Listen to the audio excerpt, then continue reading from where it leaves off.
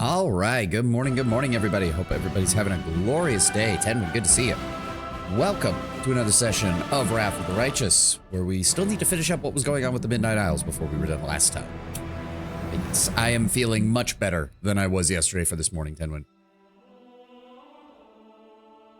Just gotta get some caffeine in my system and I'll be good to go. Brown Bear, welcome. Let's dive right back in. We've got demons to slay and treasures to find because we're in the DLC where the points are made up and nothing matters except for the fact that we kill demons and get experience points. Hey, Kataka. Morning's going, Matt. Well, I hope it gets better. I do hope it gets better. Also, we're going to have to rest in here because we are fatigued. So I believe we had just gotten, yes, we just killed the Vrox. We just cleared out this room. Don't worry, guys. We'll sit down next to the toasty lava baths. Everybody will be real nice here. Let's see here. Let's go ahead and camp. I said let's go ahead and camp. There we go. Game. There we go. All right. Protection rituals. There we go. Hearty meal. It's a shame we can't use Ivu for anything. All right, rest for the recommended period. Use healing spells. Yep, all know the drill. Can't even tell who's talking. Oh, that's Fidian talking. People say succubi are the ultimate seductresses, but look at you and think she's an ordinary girl. What's all the fuss about? I'm not saying that you're ugly. Far from it. Thank you. No one has ever said that to me before. Yeah, I mean, I guess to Fidian's perception, she just looks normal. So Fidian's just like, I don't see what the problem is. Oh. Stretching sinuously, Wendewog says with affected displeasure, "The cold up here on the surface of yours is even worse than back in the caves. Woman, we are sleeping next to a lava bath. How much hotter do you need it to be?" Fall asleep in cold like that and you might not wake up again. What a stupid and inglorious way to die, freezing curled up in a bedroll instead of perishing in battle. That's why back home I made sure never to sleep alone. The look the huntress gives you is heavy with promise. Contrary to her words, she seems alert and unaffected by the chill. I'm going to guess this is just one of the side events. It's not one of the main romance flags, but let me double check. Make sure we're not gonna fuck anything up. She'll come and try to hook up. Ask about her scar. Okay. Yes, this is just a, Wendewog's being flirty kind of thing. Fair enough. Do you want me to give you a warmer blanket? That's not what she's asking, dumbass. Well, I can't allow my love to suffer from the cold. Why don't you come over here and I'll warm you up? Face alight with triumph, Wendewog nods. I spotted a cozy little spot nearby. We can enjoy ourselves while the others stay here and make sure nobody bothers us. Wendewog's voice drips with superiority. Hold on. I forgot to pull OBS back up after that. There we go. After a little while, Wendewog stretches her muscles with grace and a kind of animal shamelessness, directly contented glance at you from under half-closed lids. Oh, this, okay, so yeah, it's a repeat of the scar conversation. Did you like it? Going to cannibalize an old PC? Oh, yeah, you saw that post? Yes, I did that actually last night real fast. I've got 2 sticks of 8 gigabytes of RAM sitting on my desk right now. I just need to find a good time to crack open my actual PC and get that shoved in there. It's not much, but I'm holding what used to be like $80 worth of RAM and what is now probably $300 worth of RAM, so you know. I enjoyed it. Will this change anything? Yada yada. Thank you for tonight. Oh, okay, so because we already did the scar scene, this is just Wendu. This was just Wendu being horny. Wendu just wanted to get some while we were in the dungeon. Fair enough, Wendu. I can appreciate that. I can certainly appreciate that. All right, everybody set up. If you do me a favor, Social, and just go ahead and throw out a bless on us real fast. Dankeschön. This is the only path we can go. No, there is. Oh, right. There was the big intersection with multiple ways to go. I forgot about that. Here we go. Well, let's keep going this way and see if... Oh, Shadow Demon Votaries. I am a very popular I extra player hate hero from Shadow another Demon planet. Votaries. Why doesn't anyone here believe it? Maximized, empowered, full power blast, then give me an explosion centered right about there and see if we can catch any of his buddies. Considering the prices, yeah. Yeah, it's not even like top of the shelf RAM. It's just decent RAM. But if I need more RAM, it's probably the best choice I have for like the foreseeable future. What? What just exploded? Oh, another Shadow Demon Votary. Son of a bitch. Alright, Wendu, zip around this side. Olbrig, if I tell you to charge, you'll go right through that, so you can't do anything right now. Just hang back until we can have you fly. Urushale, shoot that man. Ivu. Hold on. Need you to come this way, and then go over here. Regil, I'm gonna have you go over this way. Sociel, you're too big, actually. I don't want to risk you setting off the trap, so just hang back. Turn you off. Give me an empowered long-range blast. Almost got him. Wendu, go after the Shadow Demon. No match for me. Goddamn concealment. That's fine. Ivu can take care of the Votary. Go after the Shadow Demon. Or failed. Fine. Alright. Prepare yourself. There we go. Alright, Ivu, go help. Good. Regil. Perfect. Struggles never cease. What is this? Business ages. Oh, right. That's just the thing that keeps her from dying. But yeah, considering the RAM prices, and to be fair, it got me off my ass because that computer, old PC case, has been sitting in the corner gathering dust for over 2 years now. I've just had no time or desire to deal with it, and now I have a time and desire to deal with it.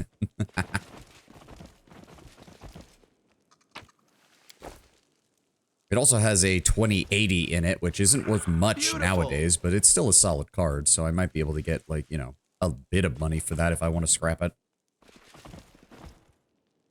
Oh, wait, this just leads back to the... How did I miss that there was a doorway over here? I completely missed it because this is the entrance. This is near the entrance of the entire area. Yeah, that's where we... Okay. Well, now I just feel stupid. Alright, so if that all goes back here, then the only other direction we have is back at the big intersection up here. And the only way we can go is this way.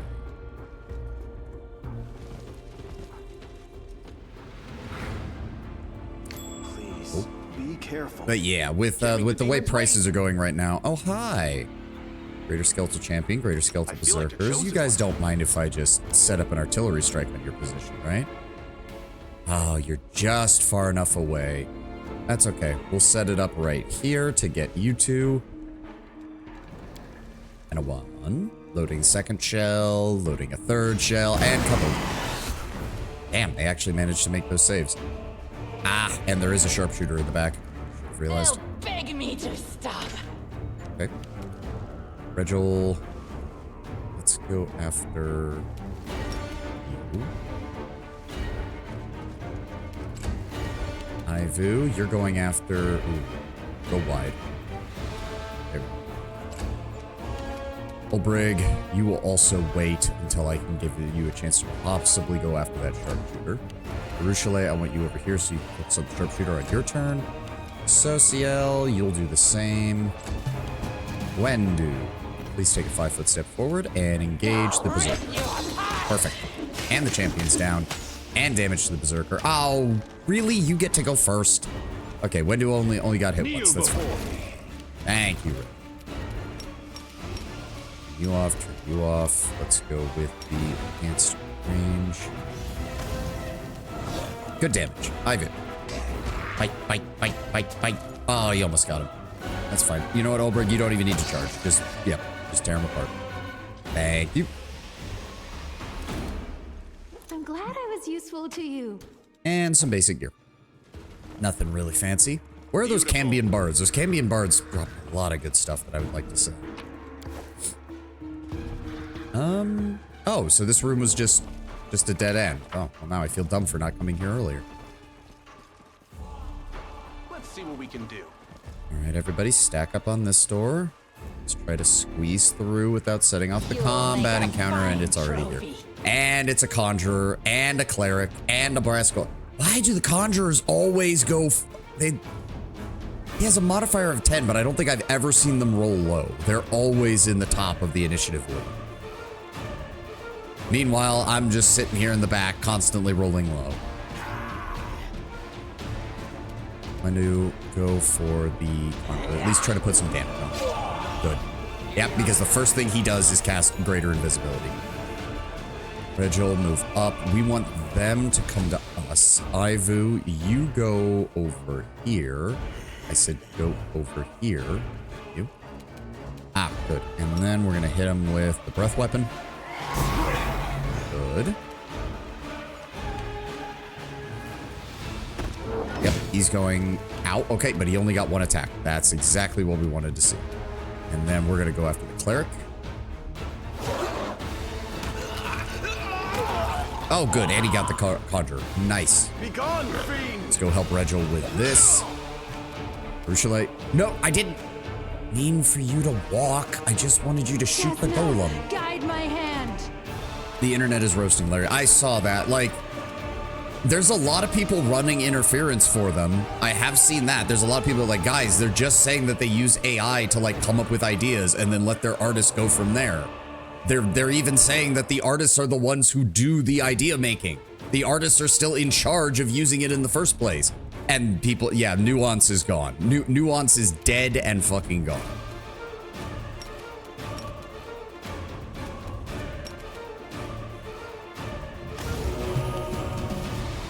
Oh. Okay, brass golems are healed by fire. That's good to know. Shit. Wait, where does it even say that?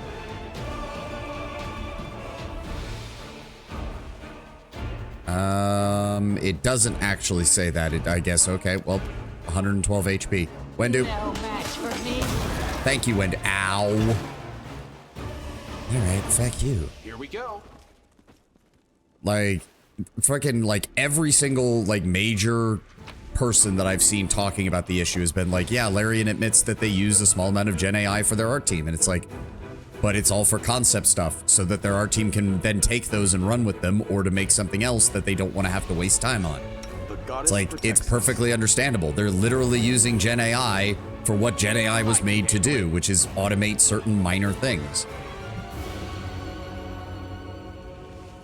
But again, all Nuance is dead on this topic. And I'm going to be fair, in hindsight, someone at Larian probably should have told him, just don't say anything. Just don't say anything. Just say that we don't use, like, no final assets are made with Gen AI and keep it at that. I really hate to say it, Larian's attempt to try and explain it is probably only going to make things worse. Beautiful. Because people are already up in arms and they're not listening anymore. We'll win this, one way or the other.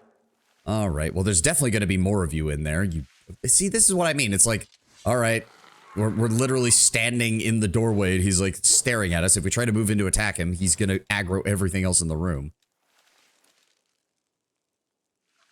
Still think most people are upset because they just haven't had much for AI. Just for Sen to come out in favor about it, but he even admitted himself it doesn't improve efficiency. He's asked why is that the case? Yep. Again, all Nuance is dead. That's all that is happening here. Let's see if maybe there's somebody behind him. Why lob a frag grenade when a 120mm artillery shell will do? Why do they always make the fucking save? They'll beg me to stop. Albrecht, I don't suppose you could... No, of course not. All right, well then I'm going to need you to move in and see if there's anything else in here. That's the question. Not seeing. Make your peace. Him. Move up. Vigil. Move up. Go. And succeed. Fall! Oh, God. Okay. I will bring down the divine wrath. I'll rip you apart. Yeah, that's what I thought. There's definitely more shit in here. There we go. Okay, okay. So is it just up, up? Vrock's Votary. Okay, well, we can't do anything about that now. Just let them come to us. Let's get set up. Prepare to attack. And she... No, she's not hitting. That's fine. He'll be coming to us. Ivu gets set up over here. Oh, God, of course. Oh, that's a Shadow Voter. God damn it. I only saw the Vrock Votary. I didn't see the Shadow Demon fucking bullshit Votary. I hate these guys. I hate these guys. I hate these guys.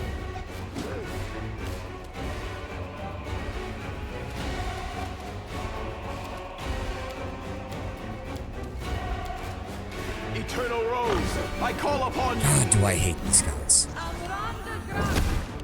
What was that? Also, you failed to... okay, no, the animal failed the saving throw. What does that even do? Strength score decreased. Okay. Okay. Whoopie fuck. Up here. Then give me this. Give me this. Hold up. Can I... Hold on. Turn. Center it right there. What? Oh, I'm an idiot. Never mind. Okay, I wasted my turn. That was on me. Wendu? But she's stuck. For the... And... Oh. Death from above. Alright. I need you to deal with the Vrock Votary before he does anything else. Thank you. Bruchalet. I will resist. Gotta deal with the rest of those mirror images. Thank you. And now we're getting hit with phantasmal bullshit. Press the attack. Buck your concealment. Begone, fiend. Okay, can I please kill this man? Thank you. And Wendu can move. Good. No match for me. Perfect. I shall not All be right, seen how from many ahead. people got hit with fucking stat debuffs? The boar did, and that looks to be it. Good. Fucking shadow votaries. I hate them. The world has suffered enough.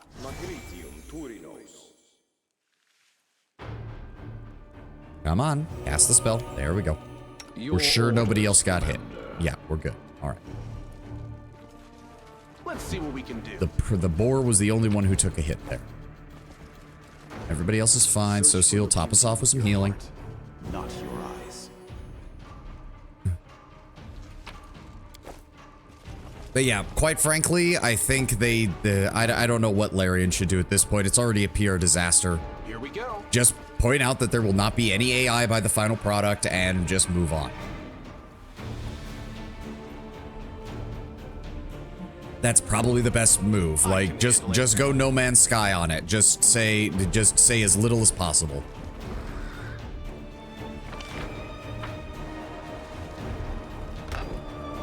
Can't make the demons wait. All right, this looks... Ooh, this looks... Ooh. Okay, hold on. That is an undead, so we can actually get closer with her stealth. Or not?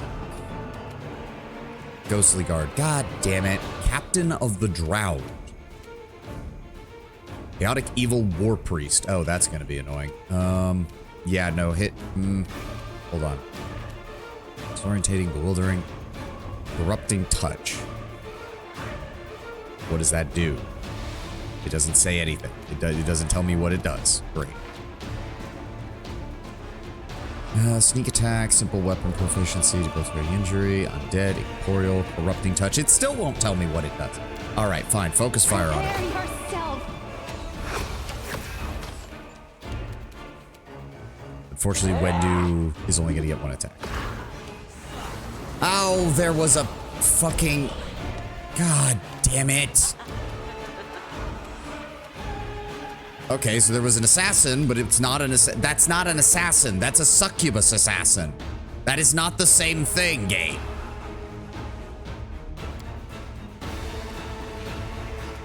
Okay, well... No, I do not need him getting spells off. Go and hit him. Nope. Okay, good. All right, well, they're all going after Arushale, which is kind of annoying. And Arushale got hit with Insanity, which is doubly annoying. Go here. And I want you to... Nope, that's too wide. It's just not going to help. Go after the guard. Yep. Give me... Selective. I've got plenty of burn. Let's go for a selective maximized eruption. Because I can hit all three of them with that. Good. Undead are down. The assassin has gotten hit. Let's go ahead and Ring of the Mad Duelist on her. Go after her. Socio, get over here and assist. And now we find out what Arushale is going to do. Nothing. That's fine. Wendu. There we go. All right. Fight's over. How do we get rid of Insanity? Disorientating injury. Bewildering injury. Frightened. Confused. Oh. Okay, so it'll be gone in 4 seconds. We're fine. The most she could do is hit somebody once. Beautiful. There we go. We're fine. Grand Skeletal Guard. We got that. Really? No loot on her. All right, Captain of the Drowned. What do we have here? Guardian Battle Axe. She put both asses in Assassin. Yeah, she did. I just hope Sven, taking interviews by game journalists is a waste of time in PR. Yes. I mean, to be fair, Lord Bramber, if I remember correctly, this all started because of a Twitter post. It wasn't even an interview. It was literally a Twitter post. I can imagine the PR team at Larian pulling their hair like, why did you say that? Didn't help with the tweet he did after. Oh, so it was after something. Even if you're in favor of AI, that was not the proper response to criticism. Yeah, no. The better response would have been like, hey, the art team of the guys who are using the AI, we're not forcing them to do anything. It's just to help mitigate some tasks that otherwise they'd be wasting time on. Again, you're not going to please everybody, but that would have been a hell of a lot better statement than and all the other bullshit that he did yesterday. Heavy shield +2. Oh, right. I didn't even read the Guardian Battle Axe. +3 Adamantine Battle Axe grants its wielder +3 competency bonus on attack rolls on attacks of opportunity. If this battle axe is equipped together with the Guardian Shield, this bonus is increased to +6. And attacks of opportunity made with it deal an additional 2d6 slashing damage on a successful hit. Okay, that's wait.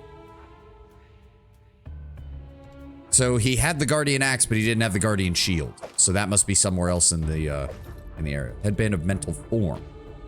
+2 to Wisdom, +2 to Charisma. Okay. And then Armor of Natural Armor and Ring of Protection +2. He didn't miss to pushing it, but yeah, the thing that confuses people once again as to why, because even if you use AI for inspiration for concept art, that just seems unnecessary, making people wonder why you don't just not. Well, no, because here's the thing, Tenwin. I've talked to people who do just use Gen AI for fun. It's nice to just imagine an idea, and if you're an artist person, being able to just conjure up an idea and go, yeah, I can run with this, and then make something official from that, I can understand perfectly well, especially if you're having to come up with art for a lot of things, and you need to run through a bunch of different ideas to see which one grabs you the most. Again, the main thing here is just that the artists need to be the one in charge of using it, and if they don't want to use it, then they shouldn't be forced to either. Again, I just think Sven just really stepped in it with how he responded to everything.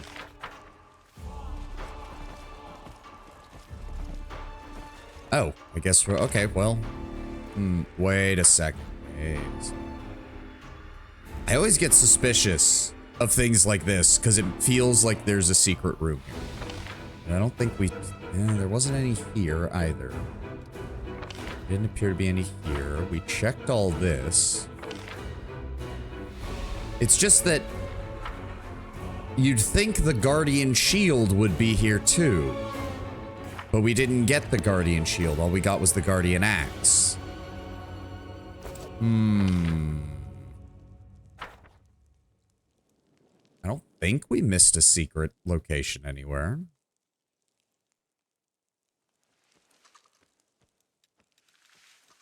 I will lend you my aid. All right. Guess that's it. Off to the boat.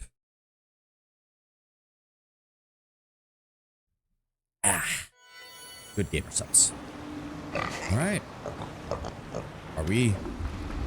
Do we seriously have more of these islands to get through? Okay. Holy shit. How many of these is it gonna let us go through? And how do we get out of here once we're done? I mean, fuck it. Let's keep going then. I mean, more experience, more loot. Why not?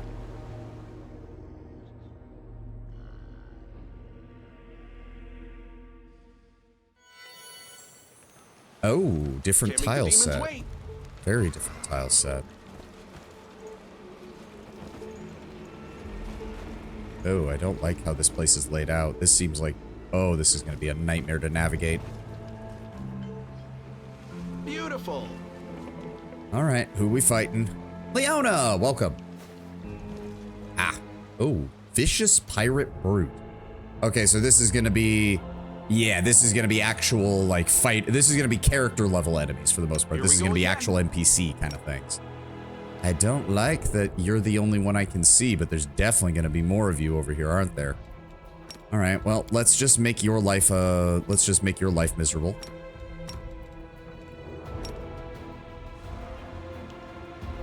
Precision artillery round on that woman's head. We won't fall here. Goodbye. I swear it. Actually, this is a good thing because enemies like this tend to drop good equipment. Yeah, Vicious Pirate Archer, Vicious Pirate Spellcaster. Wendewog gets set up for that. Arushale, you too. Come on. Move over here.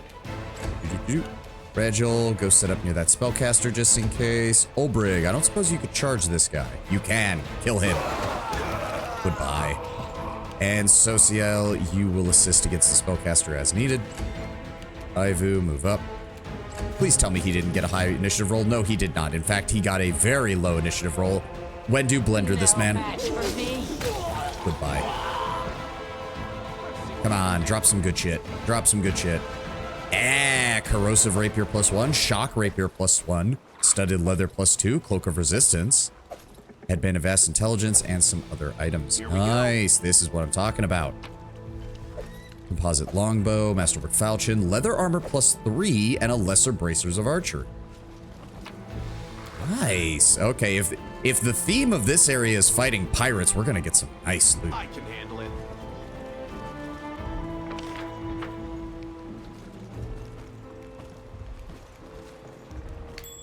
Oh. Can't Okay, make the there's the demons trap, but where's the disarm trigger? Baruchale, give me some stealth. me. Move up.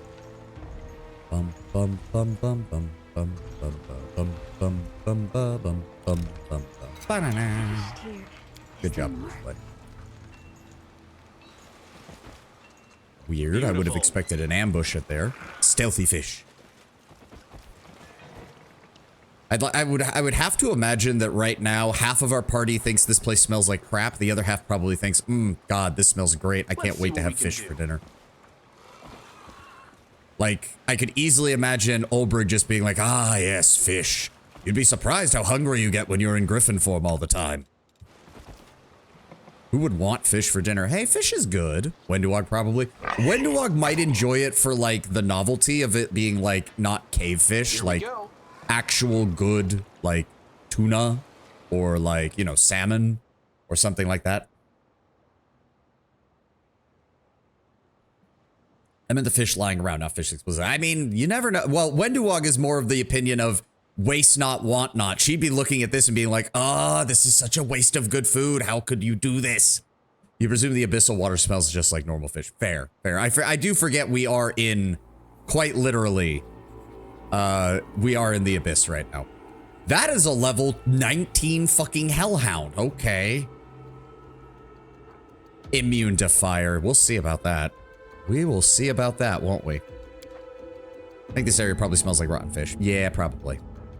I do think she would be annoyed by the waste, though. Oh, you gain a +2 bonus on attack rolls if you are a chaotic neutral alignment. If your alignment matches chaotic neutral along one axis only, you gain a +1 bonus on attack rolls. Does it do anything else? No, that's all it does. Should I? All Besmarn pirates gain a +1 inside bonus on attack and damage rolls for every 5 of their comrades you have killed on this island or any other, with this bonus stacking up to a maximum of +10. Oh, okay, so that's what makes this place dangerous. I would like to try and see if maybe, I'm really hoping this thing is not able to absorb fire. because that would be annoying. Here comes trouble. Nope. It does not absorb fire. Good. Oh, wait. Is this thing all on its own? I mean, it does have a lot of health. Not gonna lie.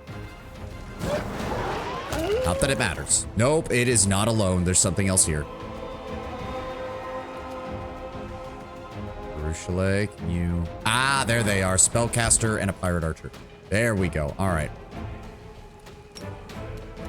Get up here, Regil. Get up here, Ivu. There are ways to eat rotten fish, but yeah, that is usually very specific. Fair. 90! Welcome, not welcome. The Abyss is an odd place for a hellhound to be. I mean, there are also pirates, so... Who the hell knows? Social...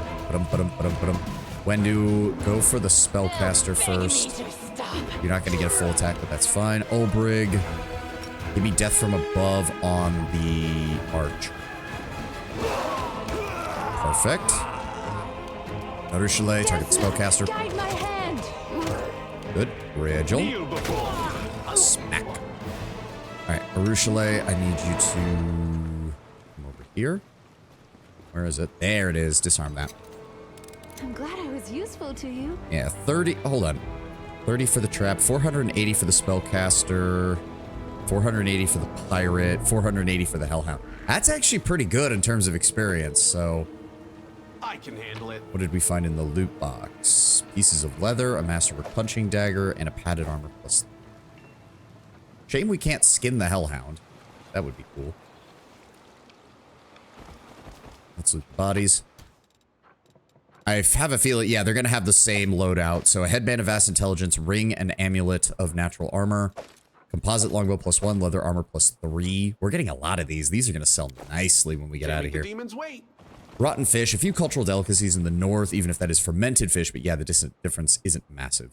The hellhound's a lawful evil outsider, and this is the Abyss, and especially wet part of the Abyss, too. That would only make me question it more, though. Okay. Okay, large platform. Looks like there's 2 paths. One to the Let's left, see one what to we the can right. Oh no, that's not a path. That's just set dressing. Are hellhounds exclusively fire, or are there other elemental? I believe hellhounds are fire. Like that's Here we go. non-negotiable.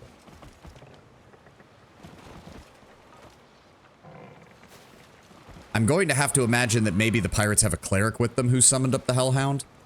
Oh god, yeah, there's going to be here all multiples week. of them. Can we hit both of them? We can. Why'd you choose to play Kineticist? Because I wanted the idea of being a living artillery piece. Tear your throat Oh out. good, we did a lot of damage. Oh, Vicious Besmaran Fanatic. Chaotic Neutral War Priest with shit tons of permanent buffs. Yeah, I really need to get somebody who specializes in Dispel Magic, because this is getting ridiculous. Anarchic Strike, Enthrall, Sacred Weapon, Sacred Armor, Sneak Attack. Alright. Are clerics essentially cultists if they follow evil gods? No. Well, no, because... So... No, because the thing is that a cleric has to actually receive power from their god. Some cultists do, and they would be defined as clerics. But a cultist who prays to an evil god is just a cultist. A cleric is somebody who either pursues that god's agenda to the point where they receive power, or the god has chosen to bless them with power. Specifically. And demons can technically do this with just about anybody, but the weaker the demon, the less power they're able to give the person, obviously.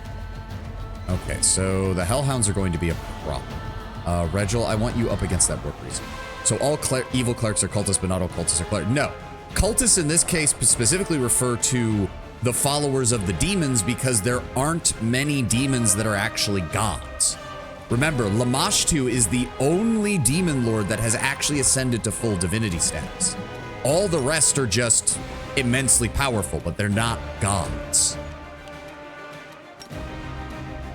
Go after the stronger one, Olbrig. Thank you, Olbrig. Ivu, you'll go help against the cult leader. So clerics of Lamashtu are cultists. Only, well, okay, here's where it's also another thing. Tenwin. anything is going to be a cult if the reigning government does not support that religious group. For example, many of the good gods are considered being followed by cults in Cheliax because Cheliax is a lawful evil realm that worships Asmodeus. Why did you choose Azada? Mainly just because I felt that it fit the elemental theme a bit better than Angel did, runners. Also, welcome. My apologies. I didn't even notice you were a new chatter. My apologies. Thank you for joining us, runner. But yeah, I chose Azada mainly because the theme fit a bit better. I also have this character worshiping the green faith, which is all about like renewing nature and stuff, and Azada really fits for that. To be fair, we are going to be switching to legend towards the end of the game, so we will see. It's odd how in D&D it's Asmodeus, when in Pathfinder it's Lamashtu who got deity. Oh no, Asmodeus is a god as well, if I remember correctly. He's the only devil who achieved divinity as well. Those are the only two truly evil gods that are not some other flavor of Eldritch Abomination or corrupted by an Eldritch Abomination. Rovagug and Zon-Cathon respectfully. Cult is just terminology for a small religious group, usually for lesser divinities of some kind. Example, worshippers of the Imperial Lords are called mystery cultists. Ah. Cultists, while having a technical definition, are very connected to a certain thought. That's true. Why legend? Because I like the idea of I'm immortal, I don't need your godlike powers, I'm going to do this myself.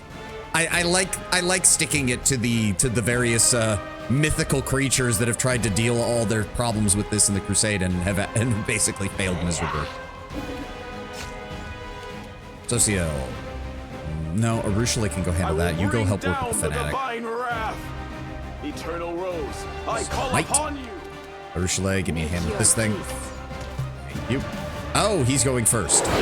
Ow. Okay, that's fine. That's fine. We got this. Regil, break her legs. Thank you, Regil. Turn this off. Turn this off. Let's just go for the flame sword. Get ducked.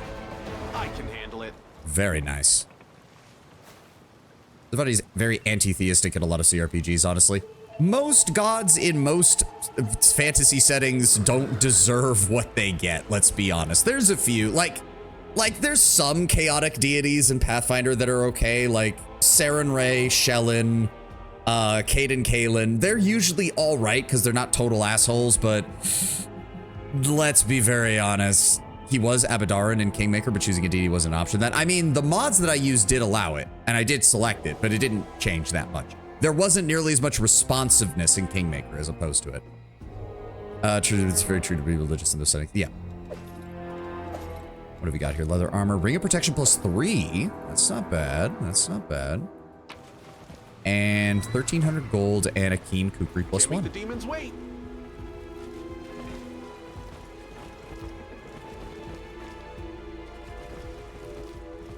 Like, look at it this way, Ten, and I would be less dismissive of most fantasy settings gods if most fantasy setting gods didn't suck. Oh, hi. Cutthroat, Skeletal Champion, Spellcaster.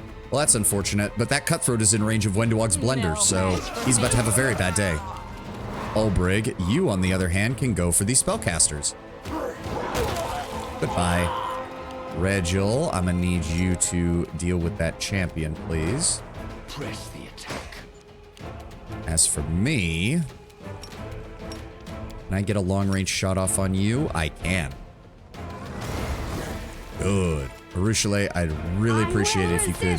I do not want him to attack. Go wide. Ah, there was a trap there. Thank you, Ivu. Perfect. He's gonna attack Regil, immediately get fucked. Social, go assist. Oh, okay. Well, he does have a really high AC. Fair enough. I always play Atheist. The only god here is me. I will show them what a real god looks like. I do know that there's an Ascension ending, but I really wanted to play Legend, and I know you can't do it if you play Legend. So what I would probably do, I might do it on my own time when I get the chance. Where's the trigger for this stupid trap? I'm trusting you. Hold on. Ulbrig, please move. Make sure you're not blocking it. Where is the trigger for this trap? Hold on. Go stealth. This feels like there might be more enemies around if I'm not careful. Savani's incest character BG2 did avoid Ascension. He's very anti-theistic. Again, most fantasy universes don't deserve it. Like, I'll be very honest. It wasn't incest. Shut up. They're not blood related.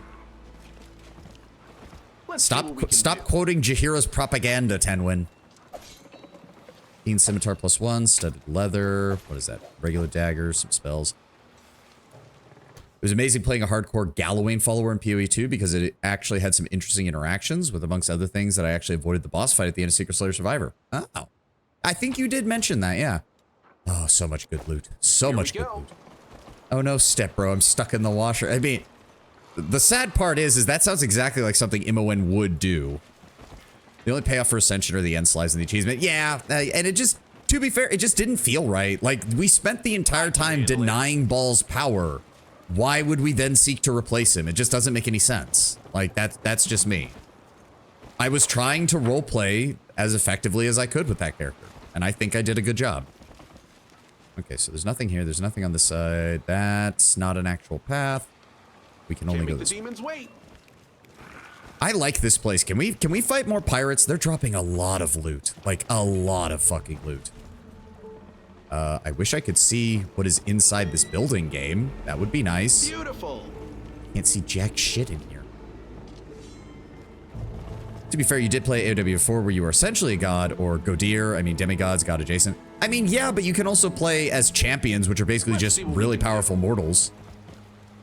Oh, god damn it. I'm prepared. Ursula, I'd really appreciate it if you could just... Ah, there we go. Okay, okay. Another Bismaran Fanatic and a Pirate Brute. Okay. So if we send Ulbrig... Should be able... Alright, let me see if I What's can going do on this. here? Full power. Let's go with Eruption. Focus it on you. I always play Angel because I literally can't give up how powerful it is. I'll try Azada after my current run through. Just remember, Azada's powers are... They're very much based on Bard ability, so you do have to be a little bit careful with that. They get the songs, they get some spell casting. They're really good for having a strong team, because one of their powerful teamwork feats is like, until every single party member is in negative HP, nobody goes unconscious, which is really good. As far as I know, lore-wise, the champions are honestly vaguely similarly divine. The moment you become a Godir, which is a bit of vague on how you become one beyond having to be remarkable, you essentially become mortal. Yeah, I know, but they're still more like upgunned mortals rather than god wizards. Okay, we shouldn't have a problem with these guys. They're already almost dead. So Wendu, I want you heading over this way to get ready to attack these guys. We got a pirate archer over there anyways. Ivu. Regil. Go this way. Sociel, I want you to deal with that Bismarck fanatic. Goodbye. Richelet, target Prepare him. yourself. Good. Ulbrig. Dive the archer. What the hell was that? Oh, trap triggered Scorching Ray. Oh, that's annoying. Regil's doing fine. She can't do any damage to him. All right, dump it down to a single one. Can we? Yes, we can. Get blasted. Wendu. I'll rip you apart. Oh, okay. Ivu. Oh, you missed. Oh, no. Now Ivu's getting attacked. Oh, that's fine. Regil. Retreat is not an option. I will Come on, bring somebody down hit him. the divine There we go. wrath. Oh, so much good gear. I love this. Here we go. We're gonna have so much money after this. Oh, shock composite longbow. I need to save one of those because when we go to Blackwater, having a backup electrical weapon is gonna be vital. Or you just play Eldritch Sovereign, which I mean, looks at them. Yeah, very divine vibe. First one was Gold Dragon. When I entered it, was disappointed just how much of power I lost. I just wanted to be a cool dragon. Yeah, they have improved, if I remember correctly, one of the last patch updates to Wrath of the Righteous before they basically said, yeah, that's all we're gonna do. They improved Devil, Swarm That Walks, and Gold Dragon because all three of those paths had some major glaring issues. Gold Dragon got some additional story interactions. It got some slightly better mechanics. It Can't make the demons flows. wait. See, here's part of the problem is that Gold Dragon is really, really wanting to be... There's only some classes that really work with it. I did it after the patch. Oh, then my condolences. I'm sorry if it still feels bad after that. Then yeah, you really want to be going for First of all, from a story perspective, you should either be playing Aeon or either Aeon, Lich, or Demon to justify going, because Gold Dragon is supposed to be about redemption. It's supposed to be about you personally being redeemed. So it's kind of meant for you to go evil at first and then go good later. But yeah, you do purposely lose some power. There are some classes that work really well with it. I've seen some people basically say that if you are going to do it, Sorcerer or Dragon Disciple still works really well with it because you can build for a natural weapon build that way, and it will actually work really well with the Gold Dragon's abilities. I finished here. Is there more? It's the main problem with Gold Dragon is that it comes online way too late. It is physically weaker than a lot of the other mythic classes, and there's only some classes that it really works with. I'm an unfair player, so I know the game quite well. Then I'm sure you do. I'm just playing it on normal. I'm just here for the experience. What is a leader type would you like to see added to AOW 4? I mean, we've already got like Eldritch Abominations, we've got Wizard Kings, we've got Champions, we got Dragons, we got Giants, we've got the Vampire Lords that got added recently.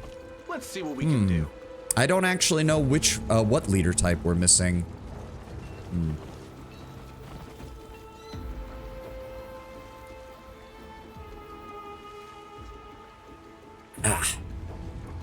Because the Eldritch things kind of fit the gamut of like biblically accurate angels as well as biblically accurate devils and monstrous creatures, so. Oh, there's nothing over here. There's just burning pyres out in the water. I have playing Alcat games on affairs, like trying to play Pillars of Eternity without a guide on hardcore. Yeah, like I don't know. I have bad luck with dice rolls, so I've never felt the need to play dice rolling games on a harder difficulty. The game is already going to try and find a way to fuck me. I see no reason to give it additional incentive to do so. Some people maybe enjoy it. For most people, it's just sadomasochism. Yeah. Beautiful. Especially because Alcat tends to make the difficulty curve at the beginning of their games kind of steep. So you're gonna get some difficulty in the early game regardless. Archangel, Archdevil, Archlich or something. Leaning into the surreal. Technically, Eldritch Sovereign fits those, but not enough. It's where pure fantasy overrides. This is a bit somewhat. Yeah. Let's see what I don't know. I feel like they have done a pretty good job of getting all that done.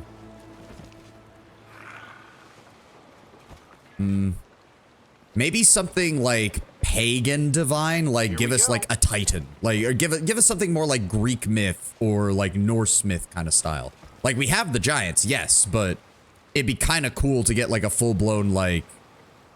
I don't know, like can handle it. Pagan religion kind of influence there. Maybe that would work. Maybe like an elemental lord of some kind. Something a little less martial than the giant. Try to make an archangel for sovereign is tedious because you still have their dark rituals and thralls, which the vibe doesn't fit. Yeah. All right, let's go full blast. You know the drill. Let's try to take off as much of these hellhounds' health as possible. Incoming precision artillery strike on this position.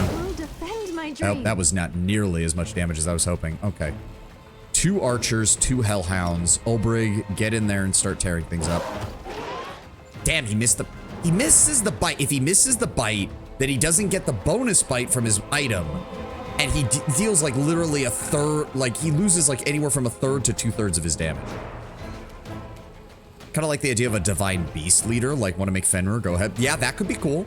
Divine monster, like not just like Fenrir, but like Echidna or what is the other one?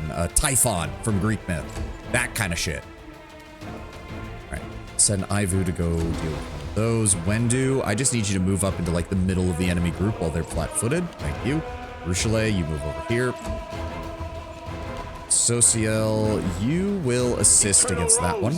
I call upon you. Begone, fiend. Thank you. All right, Olbreg, please don't. Oh, that archer's gonna go next. Yeah, death from above. Get him. There we go. Good. Regil, let's go with. Give me a bonus on him and attack. Ivu. Good. Good. Perfect. Thank you. God, Wendu. Wendu, you sexy, glorious spider woman.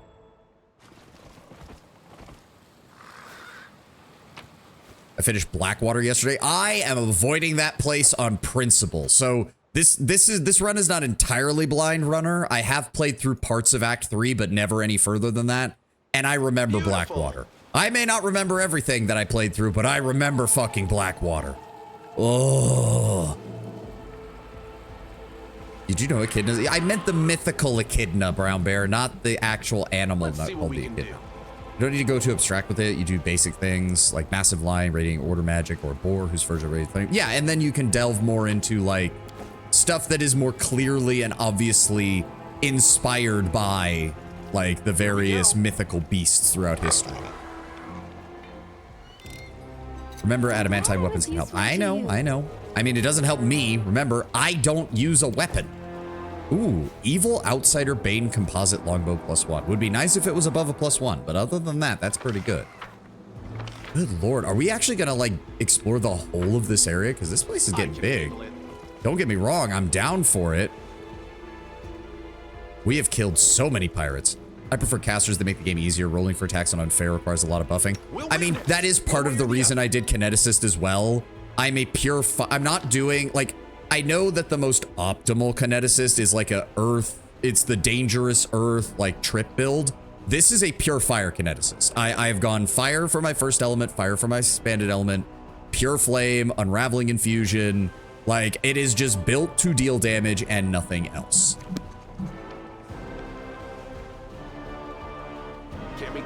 And I mean, let's be honest, Kineticist does have one of the best alpha strikes in this game. Being able to just drop the full power of their kinetic blast because you're able to use gather power high before the fight starts is just amazing.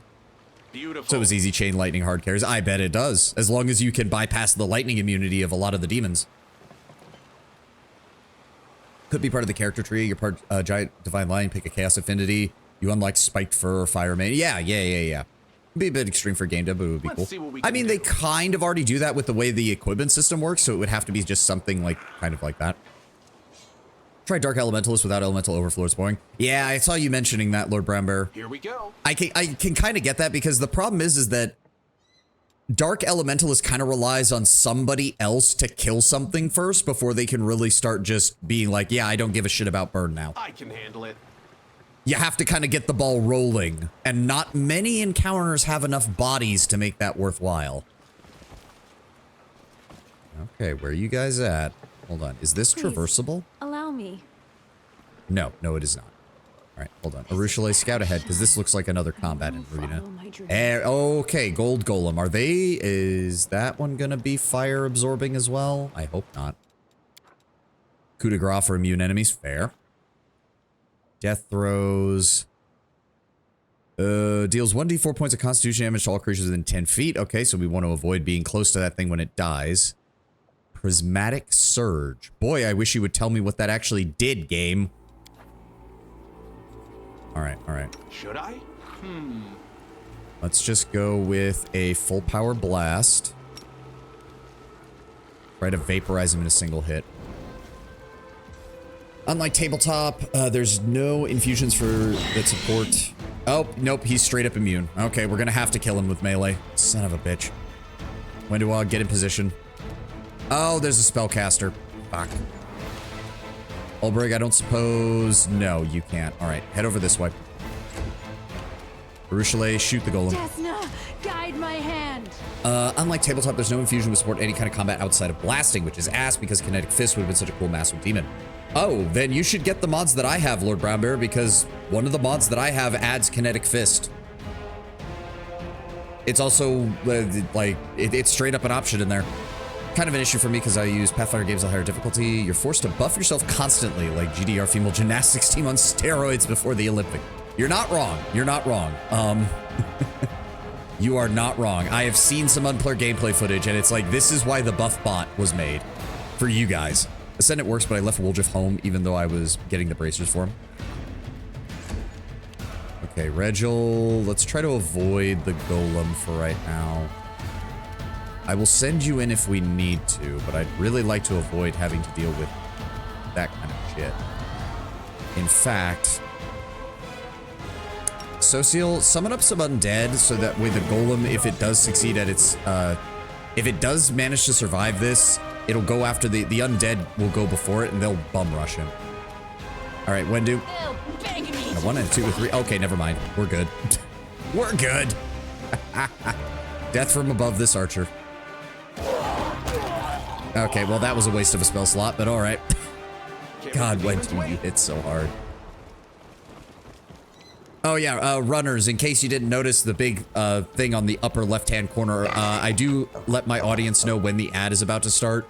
I usually take short breaks during that time, so even though you're not subbed, you won't miss anything. I try not to play through the ads. I have occasionally fucked that up, but just an FYI since you're new here.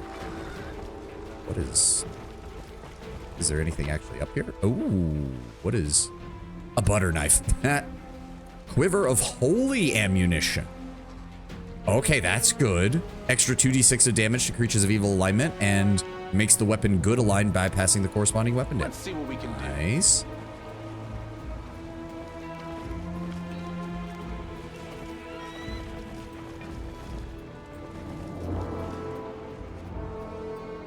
Man, this place is huge. If all of these islands keep getting bigger as we get closer, this is gonna take a while to get through. Oh, god damn it, another hellhound. You're called. Hold on, This hold on. is where I shine. Scout this way. I think the the fuck? I can do this. Okay, we'll deal with that in a moment. I don't even, what the fuck was that? Why is shit just disappearing?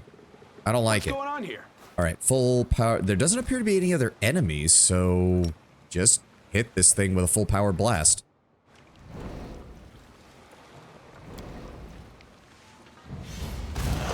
Oh, there are more. I was mistaken. What are we dealing with here? Curden the Mutineer. Oh, okay. So there was a whole...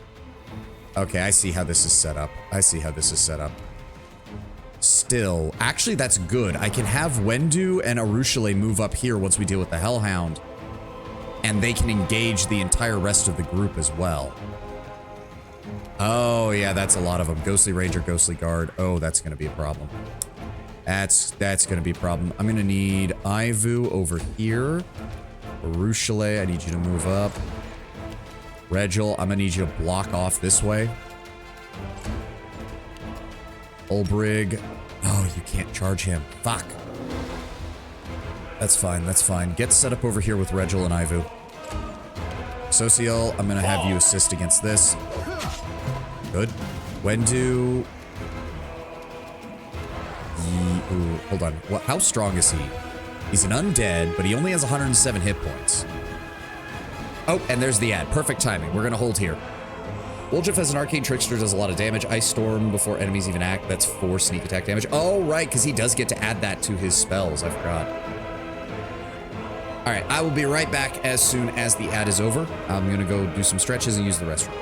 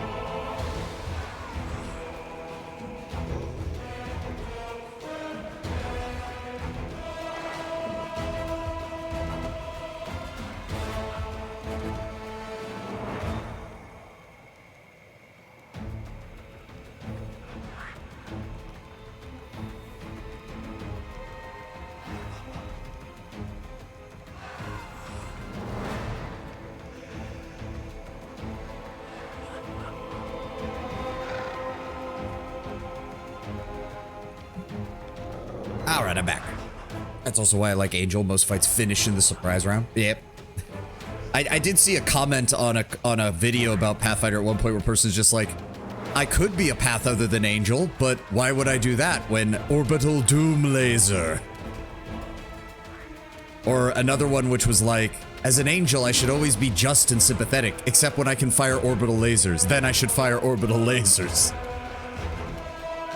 Okay, I do think the ghosts are probably good. Yeah, 212, 128. What about you? 128. Ooh, but the Hellhound gets to go next. Finish off the Hellhound and then engage the ghost window. Thank you. Good, and she targeted the right ghost that I wanted her to. Perfect. Thank you, Wendy. Oh, please tell me you actually made that. I was gonna say. Yep, let him come to us. That's fine. I'm gonna move up here. Turn you off. Turn you off. Give me... I actually do have Burn to spare, so let's drop a explosion right on top of their heads. Perfect. The undead is down. Ivu, move up. Give me that. Wow. Oh. Oh, right. I guess they're not. Okay, fair enough. Shoot that one. Thank you. Good. Oh, the ranger is melee too. Okay. He wasted his turn doing that. That's fine by me. Ring of the Mad Duelist. Engage. Okay. He's going to try to do that again. We'll save success. Gold Dragon is good for inevitable excess. Yeah. It's just so beautiful, the perfect mythic. I mean, also the story beats where it's like, if you play a paladin, why wouldn't you go angel? There's literally no reason not to. Okay, the ranger, I think, is the more dangerous one. Yes. All right, death from above. Thank you. Damn, 864 for that one. I didn't even check to see what we got for the others. But I do it as a lich to unlock. I do it as lich to unlock everything. Ah. I would love to do a lich playthrough. If I did lich, it would definitely be a case of I'm not evil. I'm just more efficient than all of you. Like, he wouldn't even go out of his way to be a jackass. It would just be the undead can handle this. Let's use the power of the undead to solve this problem. Okay, why did this pop up and what does it do? Oh, you feel refreshed. Both fatigue and the abyss corruption recede. Thank you. Can't make the demons wait. Okay. That came out of nowhere. All right, what do you have? Keen Scimitar +1. The Guardian Shield. There we go. This +3 shield grants its wearer immunity to the prone condition. It grants 1 additional attack of opportunity per round. If equipped with the Guardian's Battle Axe, it gives the Battle Axe the speed special quality. Doesn't having the Guardian's Axe also increase its bonus to a +6? That's great. Paladins can't merge. Merging is the best part. Oh, true.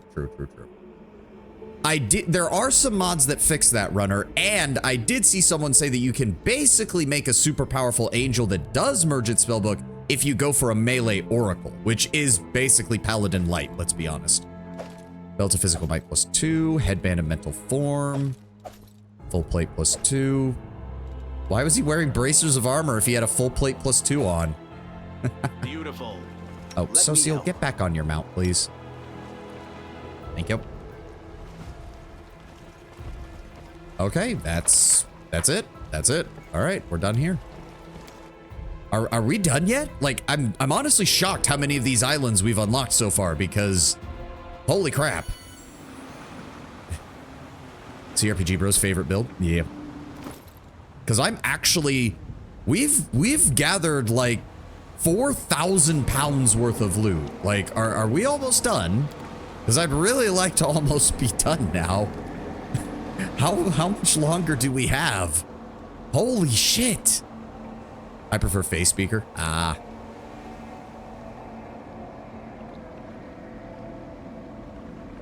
Like, Lord Brownbear, I'm not...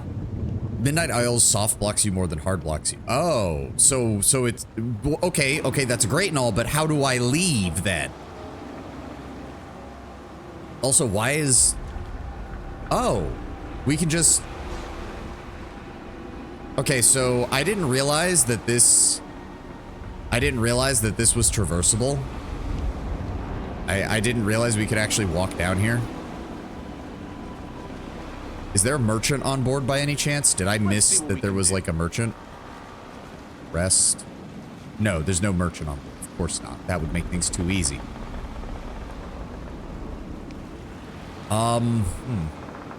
8 skill points at level 2 plus a bear to carry my stuff. Carry your own stuff. Here we go. I mean, if he's a druid, then the bear is his stuff to carry.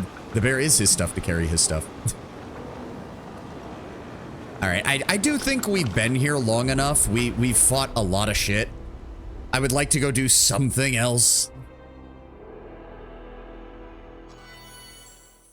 I will return, though. I will return. This was actually quite fun. We went through quite a lot of content there. But that was enough. We need to go sell this crap. We are carrying so much shit. Thank God for Ulbrig and his 33 fucking strength. Dump strength, I min-max. I kind of did that. I dumped strength and charisma, and I took the trait that lets me use wisdom for persuasion checks. So I pretty much just need dex, con, and wisdom. And then that still let me get a couple points in it, so I have some decent skill checks for perception and persuasion as well. To be fair, we're going to be going legend, so I'm going to have plenty of skill points. Okay, get us back to Dresden. I have so much shit to sell. I have so much shit to sell. Oh, is the Demon Army... Where are they coming from? Oh, over here again.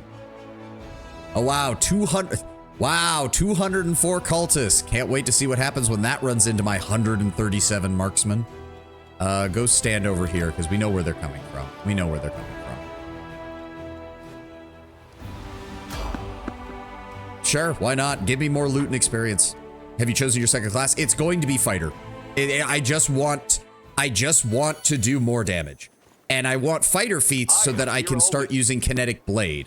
The idea being that I open the fight with massive explosions and then I can dive in and get full round attacks with touch AC kinetic blast or kinetic blade. And the BAB. Yes. Yep. Oh, hello. That's a different succubus model, isn't it? It looks like it. I don't like this. Beautiful. There's definitely going to be more than one of them. I am yours to command. Never cease. Sneak, sneak, sneak, sneak. Yeah, there's no way there's only one of them. I feel like the chosen one. That's fine.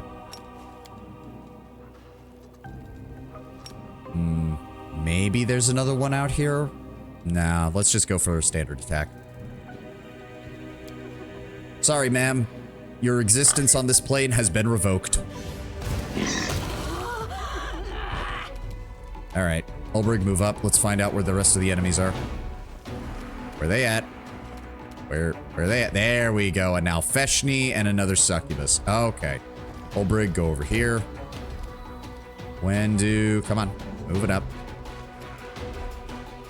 Which fighter? It's probably going to be Mutagen Fighter, because that just...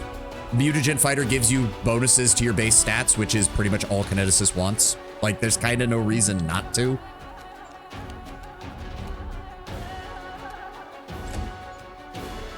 And let's just move up. Is it just the two of them? I think it's just the two of them. Regil, let's move up. Ulbrig. Yep, no succubus support for you, Mr. Nalfeshni. No match for me. Go. Turn these off. I've got to get at least a few more points in strength, though. I still am at, hold on. If I do that, and no, I do not have enough. Well, actually, hold on. If I set off the explosion here, okay, it only dealt 48 damage, but it's better than nothing. I mean, if you want to come at me, bro, you just walked through my entire team. I will resist. And you're dead. Nice try. Let me guess, no gear? Yep, no gear at all from any of them.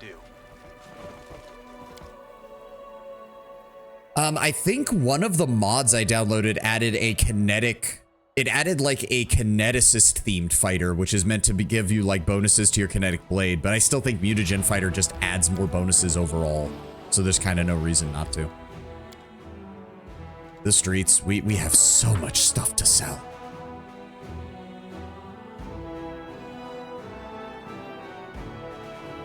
We have so much stuff to sell.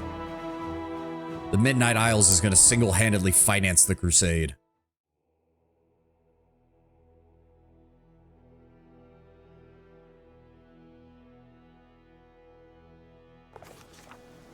No events. We're not having to... Nobody's going to come up to me for a conversation while I'm walking to the merchants. Thank you. Okay. Oh, and before we do that, we might want to... Let's actually... Because we did... What was that? I thought something popped up. Whatever. Let's make sure that everything is good as far as... Camellia. I wanted to give you... Where is it? The Reeking Heart of the Arcane. Because that's a better choice for you. Thank you. Don't need the Tender Touch no more. Guardian's Battle Axe. Would that fit for Greyboar? It does give him a attack bonus on attacks of opportunity, which he gets a lot of.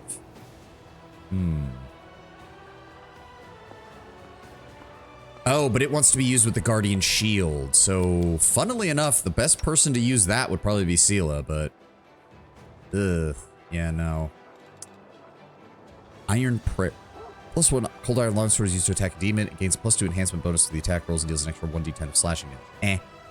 Did you buy the boots that give constant heroism? There's boots that give constant greater heroism? So you've met a few now, Feshni. These are demons formed for the souls of greedy mortals. They aren't defined by that Sid. Instead, these massive porcine demons are often motivated by looking after the health of the abyss itself instead of just the goals of one single demon lord. This comes up in book 5, but I'll tell you about it when we come to it. Oh. So they're the closest thing the demons have to, like, a neutral party, so to speak. I mean, not really. I'm not saying they really do, but it's about the closest you get. Because they're not specifically aligned with a particular demon. I don't think there was anything else weapon-wise I wanted to give anybody. Radiance we just keep in the inventory, so we... Because I don't bring Sela with me too much, so giving it to her doesn't really work that well. Guardian Shield, Elemental Imbuement. That might actually work for Ember now that I think about it, because she does get access to a lot of fire spells. Might throw that on her as well. Keep a hold of those apprentice robes.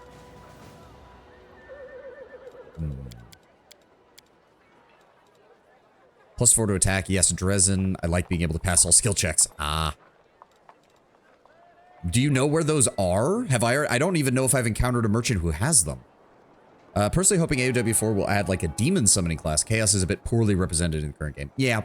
Chaos has really good early game stuff, Ted. It has amazing early game stuff, but yeah, its late game stuff is kind of meh. Leather armor +3. No, her mithril trade shirt is still better. Mithril breastplate. So her dex is naturally a +7. She has armor training 3? Yes, so I need to increase that max dexterity by 3 when I think of this. So that would be a max of 8, but it actually has less, so it's not as good. Oh, that also gives damage against flanking, so that's actually really good for her. Ulbrig, do you have anything? The apprentice robe isn't going to do you any good. No. No. No. Oh, that might work. Whoa, what? That dropped his armor class? Oh, it's made of metal. I'm an idiot. I'm an idiot. I'm an idiot. I forget he doesn't use metal armor. I keep forgetting that. Sociel, you have the half plate of vigor, which is nice. Do we have anything that would work better on you? Yep, that's good. Wilster Garms. Oh, really? He carries it? I'm surprised. Carapace is still good for you, Regil, especially because of your armor training. Baruchele. Didn't we get leather armor +3? Yes. Go ahead and just give that to you. There you go. Sela, you're still good with the full plate +3. I don't think we have anything that even comes close to that. No. Camellia, again, I don't think we have anything that is better than what she currently has. That plus bit of fun plus $7. Oh, is that one of the trickster abilities? I've never done a trickster run. I do need to at some point. I just have never actually done it. Yeah, no, I think the Lady Calandra's Change Sword is still the best bet for her. Well, actually, hold on. I think that comes out to exactly the same? Hold on. Yeah, it's exactly the same. Oh, that's not... There it is, Lady Calandra's Change Sword. Okay. As for items here, Belt of Incredible Dexterity, that's good. Cloak of Resistance plus 2, good. Belt of Physical Might, good. Incredible Dexterity, Cloak of Blood Scent. We do have a couple Cloaks of Resistance plus 3. I would like to put those on our main party members. Physical Perfection is great for him. Cloak of Resistance, there we go. Let's get you a Cloak of Resistance plus 3, please. Olbrig, you have a 3. Either of these help you? No, they don't. First mythic ability. What did you choose? Oh, I chose the Healing Heaven one because I wasn't even sure if I was going to go Azada or Angel at the time. I didn't even think about it, I'll be honest. I didn't even know the Trickster one gave you that. It shows how well I've been paying attention. He's already got the Amulet of Mighty Fist plus 2, so he doesn't need that. He's got the Mask of Rapid Bites, which we do want. Ring of Summons is more for the additional bonus to saving throws than anything else. He does not have a deflection bonus yet, and I'm honestly thinking this is not helping as much anymore. Let's go ahead and give you that plus 3 deflection bonus, because when he's transformed, that'll give him even higher AC. As for Regil, the Ring of the Mad Duelist is still good. The Ring of the Evershield is still very good on him. Take this off. Do we have any boots for you? That's mobility check. Nobody cares about that. He's already got boots. He doesn't have anything there. He doesn't have access to mage armor, so that doesn't help.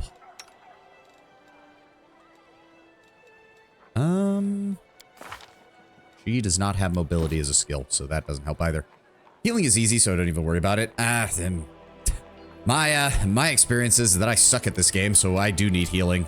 We had Darren in our party for a long time exclusively because of that. Yeah, no, none of those are going to help. He's got that. Oh, Greybore, my apologies. You're missing a lot of equipment. Cloak of Resistance plus 2. Whenever the wearer of these gloves confirms a critical hit, the enemy suffers a -2 penalty on saving throws. That's nice and all, but he doesn't really have a way to improve his critical right now. You have mobility, don't you? You do. Okay, I'll give you the boots then. There you go. Boots of Elven Kind, right? Yep. Braces of Armor, no. Abrupt Onslaught. Whenever they make a sneak attack, it deals additional 1d6 bludgeoning damage. I believe he has access to sneak attack. Yes, he does. Okay, good. I always kill Darren. Oh, okay. I don't like killing NPCs that are recruitable to the party unless I have to. That's why Camellia's still around. Otherwise, 1,000,000 XP in Act 2. My party is currently level 7. Wow, that's what you get for that? Holy shit. Didn't even realize that. Oh, let's take these off of you for right now. Headband of Inspired Wisdom just to improve his saves. He does have that. Who else would I give that to as a frontliner? Probably you. Oh, let's get that upgraded on you, Sela. There we go. That gets you to a 36. Oh, Ring of the Beast. I completely forgot to put that on Social. That way his pet companion has more stuff. Steady Finger, bonus on touch attacks. We don't really have anybody who specializes in touch attacks is the problem. Short sword, dagger. He's got a backup short bow. None of those are going to do us any good. We don't have any of those. He doesn't wear armor. He's got a +2 protection ring. I'll give him the herbal ring just to give him some bonus against nausea and shit. Nope. I did not mean to do that. I was looking at people's stuff, not that game. That said, Nenio has transmutation. +2 DC of all transmutation spell skills. Not many transmutation spells for her. Might still give her the apprentice robes at some point. She's already got a +2 there. Ward save. Oh, it does occur to me. Should I put that on Social? No, he does have half the pair, which is really nice with his pet mount. He's got the headband of inspired intellect, alluring charisma. Mental flow helps her with intelligence and that. Headband of charisma, inspired wisdom. Do we have more of those? We don't. We have mental flow, which is wisdom and charisma, which is actually not bad for her because some of her stuff does scale off of charisma. He's got the headband of vast intellect, alluring charisma. Did we pick up a better one of that? We did not. Waiting on a Nevia to kill Cam. Yeah.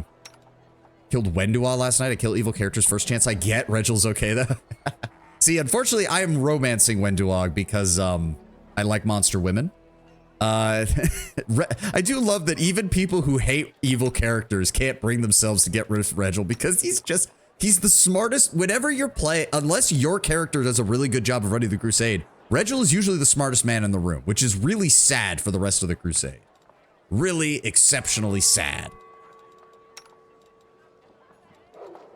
Got that. He's got that. I don't think there's much else I need to do here. I don't need 5 lesser bracers of archery. That's for damn sure. All right, let's upgrade some people's cloaks, shall we? +2, +2, +3, +2. The bonus to stealth is nice and all, but you really should have higher saves, Woljif.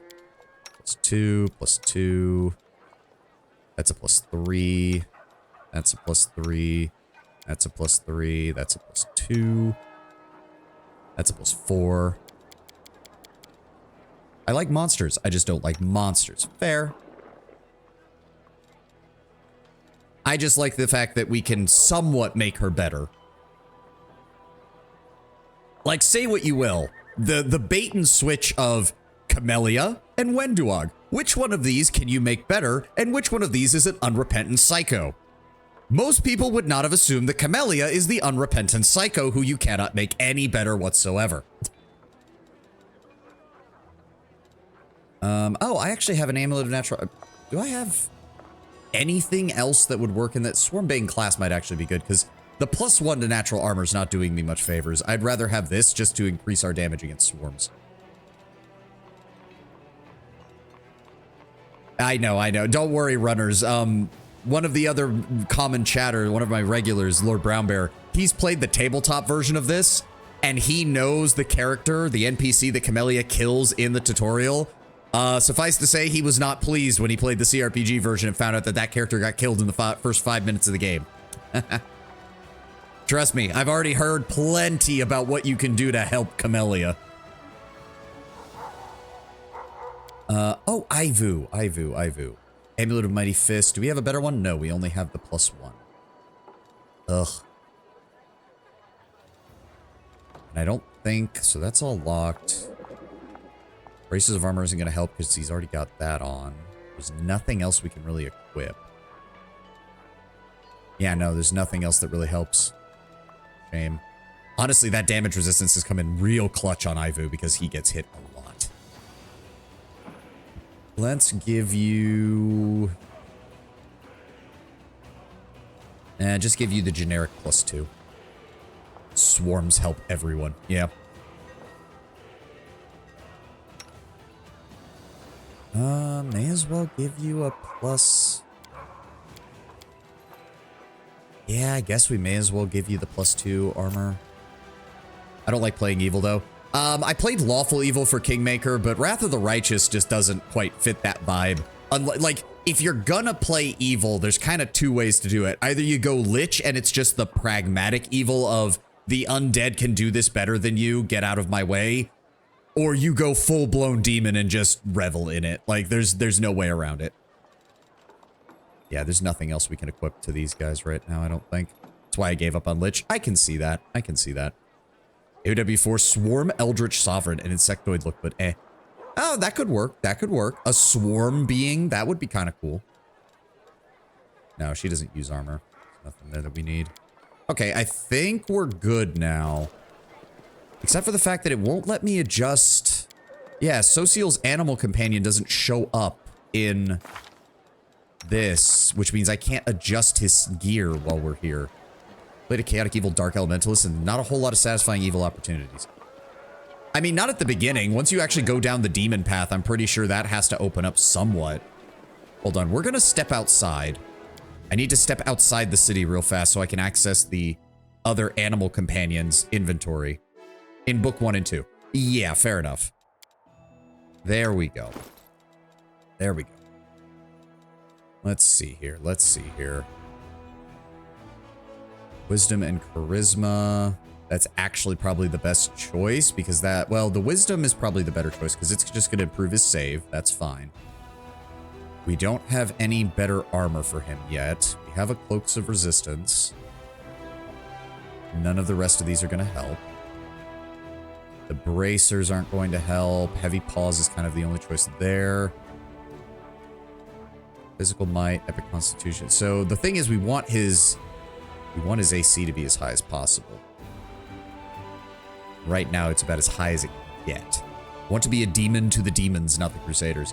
If I remember correctly, if you pick the chaotic options when you're playing demon, I think I remember reading up on it because I was kind of like, I'm never really going to do a demon path anytime soon, so I may as well read up on what it entails.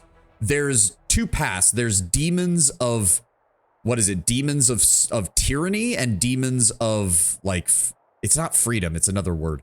I can't remember. But it's like you can be demon and just roleplay really heavily chaotic without being totally evil. Like, you still have some evil moments, but it becomes much more of a chaotic playthrough. It's just that you're a bit of an asshole while being chaotic. Not quite the good chaos of an Azada or the playful chaos of the trickster. Okay, so I guess there's really not anything I can put on him. That was pretty much it. There's nothing else that really helps. Nope, let me go into Dresden. Let me go into Dresden. Thank you.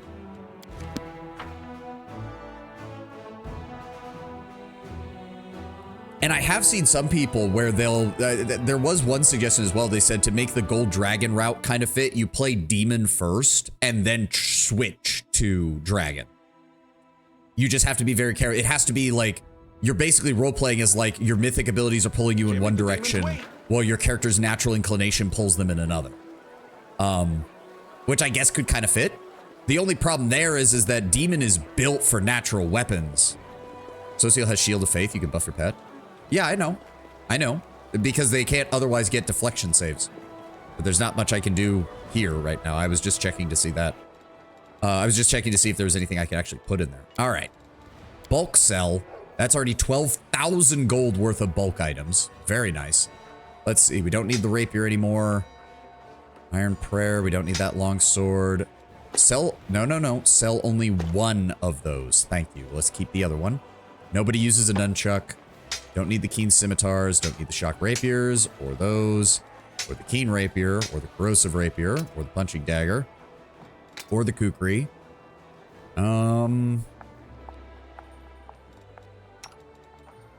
Might keep that as a backup weapon for Greybor. Crossbow feels like it would fit him. Glaive, keen dagger, evil outsider bane composite longbow. Might be useful as a backup. Actually, hold on. Composite longbow. We might need to take a look at that as far as I did forget about people's backup weapons. Composite longbow +2, so we can sell off the composite longbow 1s. Don't need the heavy crossbows. Don't need the light crossbows. If you want attack, have you considered Drunken Master? Highest AC attack martial. Oh, really? I wasn't even aware. Unfortunately, I'm neutral good, and don't all monks have to be lawful? Scimitars, hand axes, spears, punching daggers, regular daggers, and a whole bunch of cold iron weapons. Don't forget the boots. Well, I'm at the blacksmith, but yes, thank you for the reminder. I'll check in on Wilser in a second. Mithril breastplate +2. That is a medium armor. We'll hold on to that. Same thing with the half plate of vigor. Don't need... No, we don't need that. We don't need the mithril chain shirts. We don't need the mithril heavy shield. Actually, I think we're good on the regular armor. I think Mithril Breastplate is a little rare. And I don't like selling anything that's named if I can avoid it. Drunken Masters are chaotic. I think it should. Well, again, I'm still neutral good right now. I've been slowly pushing over into chaotic, but I'm still neutral good right now. Why would monks need to be lawful? Because the idea is that all monks follow a very strict set of ideals. They can be any flavor of lawful, Tenwin, lawful good, lawful neutral, or lawful evil, but they have to be some flavor of lawful. It's the same reason that all druids have to be some flavor of neutral. They can be true neutral, neutral good, neutral evil, lawful neutral, or chaotic neutral, but they can't be one of the four corners of the alignment chart. If I remember correctly. Please correct me if I'm wrong. I could be talking out of my ass.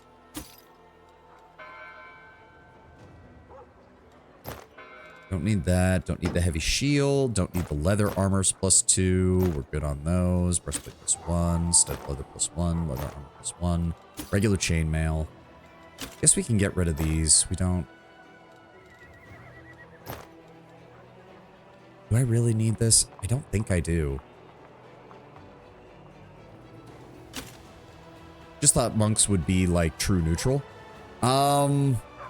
They were in D&D. I think it was Pathfinder that decided they had to be some flavor of lawful. Barbarians also have to be any non-lawful. Yep, that's true. Yeah, I guess so. Just sell the Mithril Breastplate. If I really need to find it later, we can. And a plus... I will hold on to that because it's named. Same thing with those. Sell off all the basic stuff. The basic armors, the rings of protection, the amulets of natural armor. Headbands of inspired wisdom, headbands of vast intelligence. We don't need any of those. Don't need the amulets of mighty fist. Don't need all the lesser bracers of archery. We'll hold on to the rest of these, though. Ingredients we're good on. Magic items we should be good on. Yep, don't want to sell any of that. Still need to find more of that cold iron for that item. And some things. There we go. So in addition to the money we made just from searching the area, we just sold all of this for 160,000 gold. Hot damn. All right, Will, sir. Oh, I've got something for you, Commander. The quartermaster smiles and lowers his voice. Like a conjurer, Wilser produces a fairly large purse from somewhere under his shirt. The lads decided to chip in. You've been taking care of us, Commander, so we're gonna help take care of you. Take the gift. Get yourself a magic ring or a new helmet. We'll be very happy if you do. I won't play Legend because they can't ascend, but if I did, two-handed fighter and drunk master monk. That could make sense, yeah. If I was doing a pure fighter build, one that I've wanted to do is 20 levels of Aldori Defender, 10 levels of Aldori Sword Lord, 10 levels of Duelist. Because that basically gives you almost infinite attacks of opportunity, and you get to attack of opportunity every time the enemy misses you. And basically just stand on the front line and constantly dodge enemy attacks and deflect their blows and attack them. Aren't barbarians big on hierarchy like chieftains and traditions?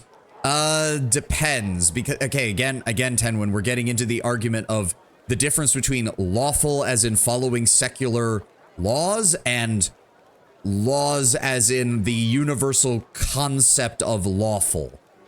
This is where things don't quite make sense. Take all the gold and raise that glass to my health instead. Add the funds to the campaign war chest. You know what? Just thank you. 5,000 gold. You know what? Show me what you have, Wilser. I'll buy from you. How about that? You said that Wilser has it? Because I don't remember. Oh. Yeah, no, give me that. 30,000 gold. I don't even care.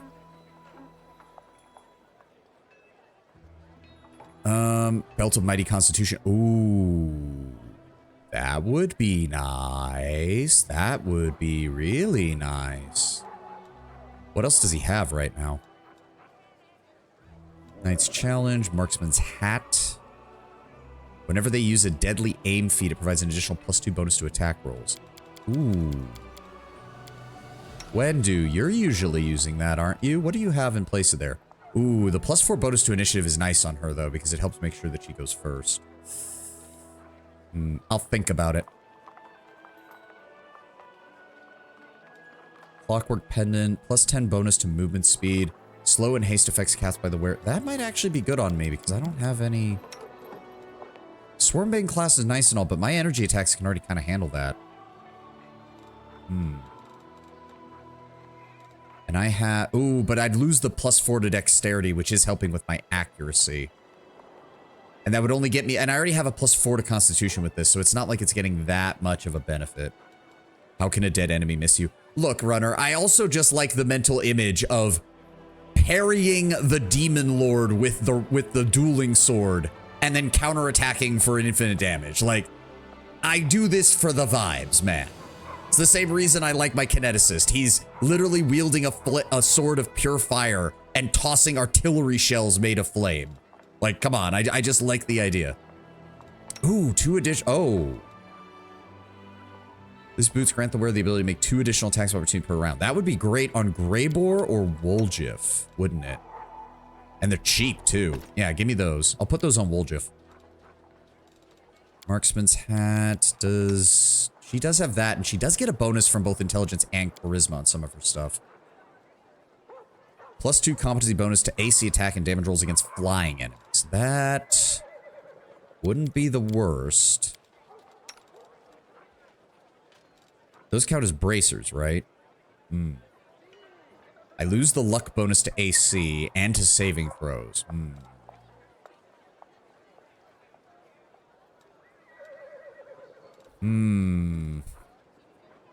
not sure. What else do you have? Because now I'm worried that I'm missing shit. Fire resistance 30, immunity to sleep, electricity, and paralysis, sorcerer's gown, +2 resistance bonus on all saving throws, and a competency bonus +2 to persuasion checks. When worn by an arcane caster, these bonuses double. Cool.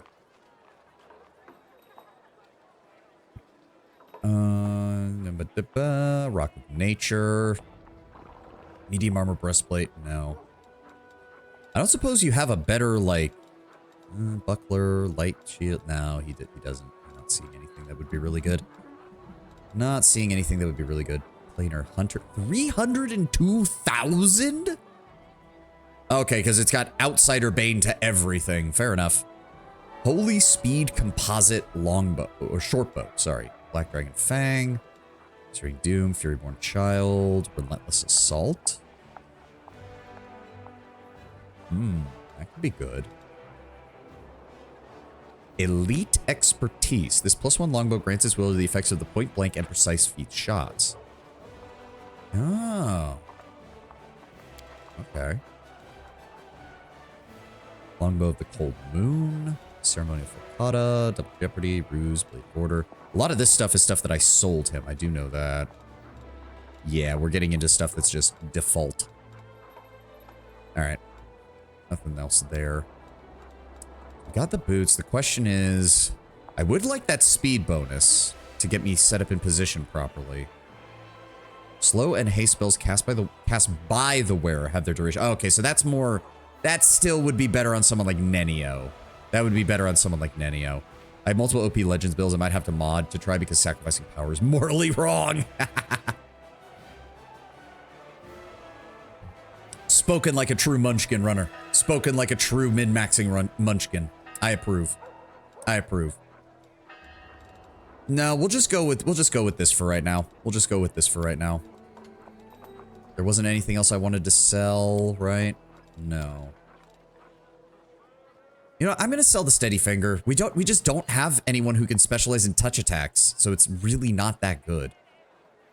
And the only people who would have access to that, like Nenio and Ember doesn't want to be anywhere near the front lines, and neither should Nenio, so we don't really have a Magus who can take advantage of that. Cloak of Disguise, it's only a +1 resistance. Drop it. Lesser Gloves of Dueling. No, we should be good. Lesser Phylactery, Red Hat Handsomeness. No, that'll cut the cost somewhat. That's fine. 25,000. Thank you. There you go, Wilser. I paid you back. Now let me go. So, Boots of the Battle Herald. The wearer is under the constant effects of a Heroism Greater spell. So that gives a +4 morale bonus on attack rolls, saves, and skill checks, immunity to fear effects, and temporary hit points equal to your caster level. Oh, that's nice. That is nice. That's especially nice because I need all the HP I can get when I start using my burn. Woljif, you can have the... Where'd those boots go? There they are. Opportunist boots. Your drip looks tight right now. I know. I know. This... I don't even remember where I found this. Oh, we found it in Winter Sun. Yeah. No, it looks great. The red robe of inevitability underneath the like rich leather and gold accented leather armor combined with the flame sword. Oh yeah, no, it's absolute gold. It's absolute gold.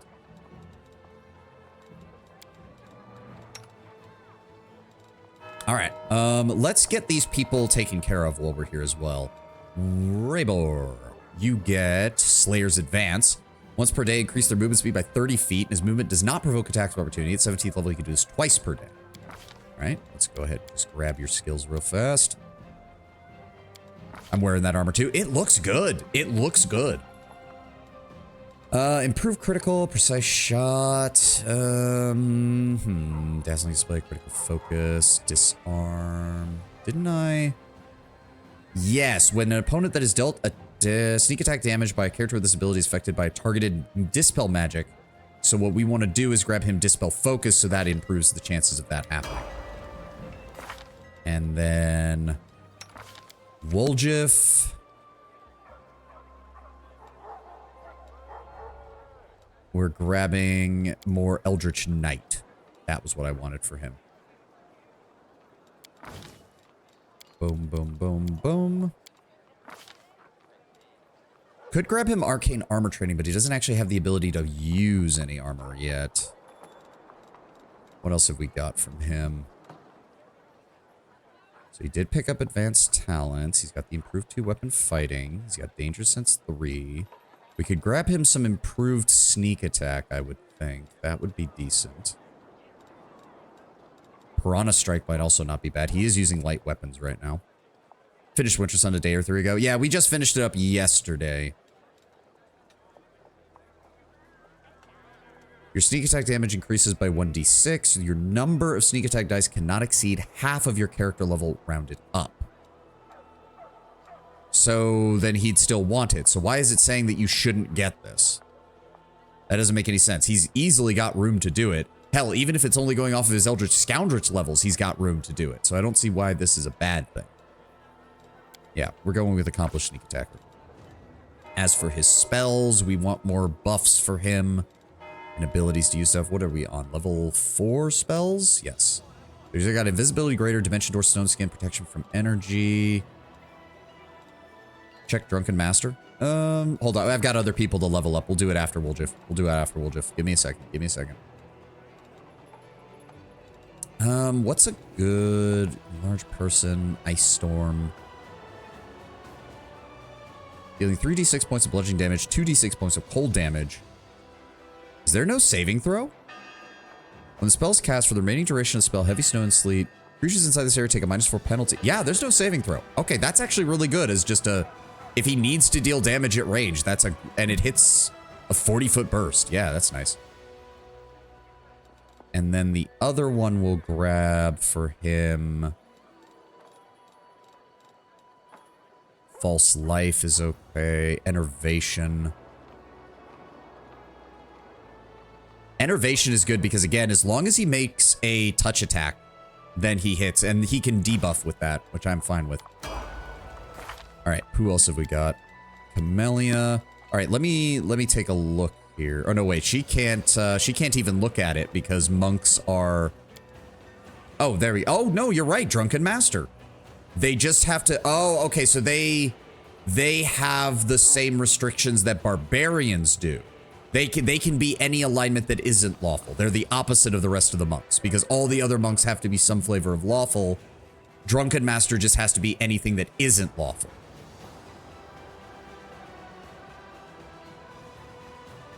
So why does Drunken Master, like, why is it that good? Oh, God. Okay, he gets a lot of abilities. As long as he has at least 1 point of Drunken Key. In addition, 11th level, he gets a +4 alchemical bonus to will saving throws. I love that the Drunken Power image is a dude bicep curling a giant jug of alcohol. Deal additional damage. It's the best tank in the game. I mean, I know that Monk tends to be because it just can stack AC from so many sources.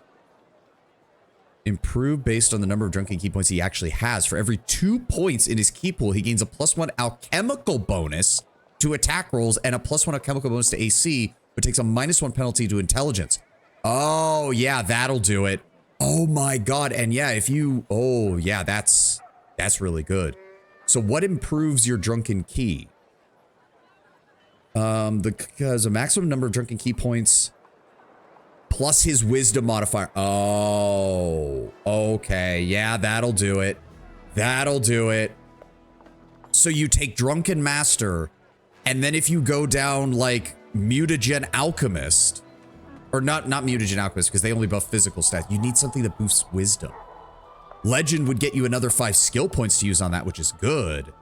Check the capstone. Eternal drunkenness. Oh.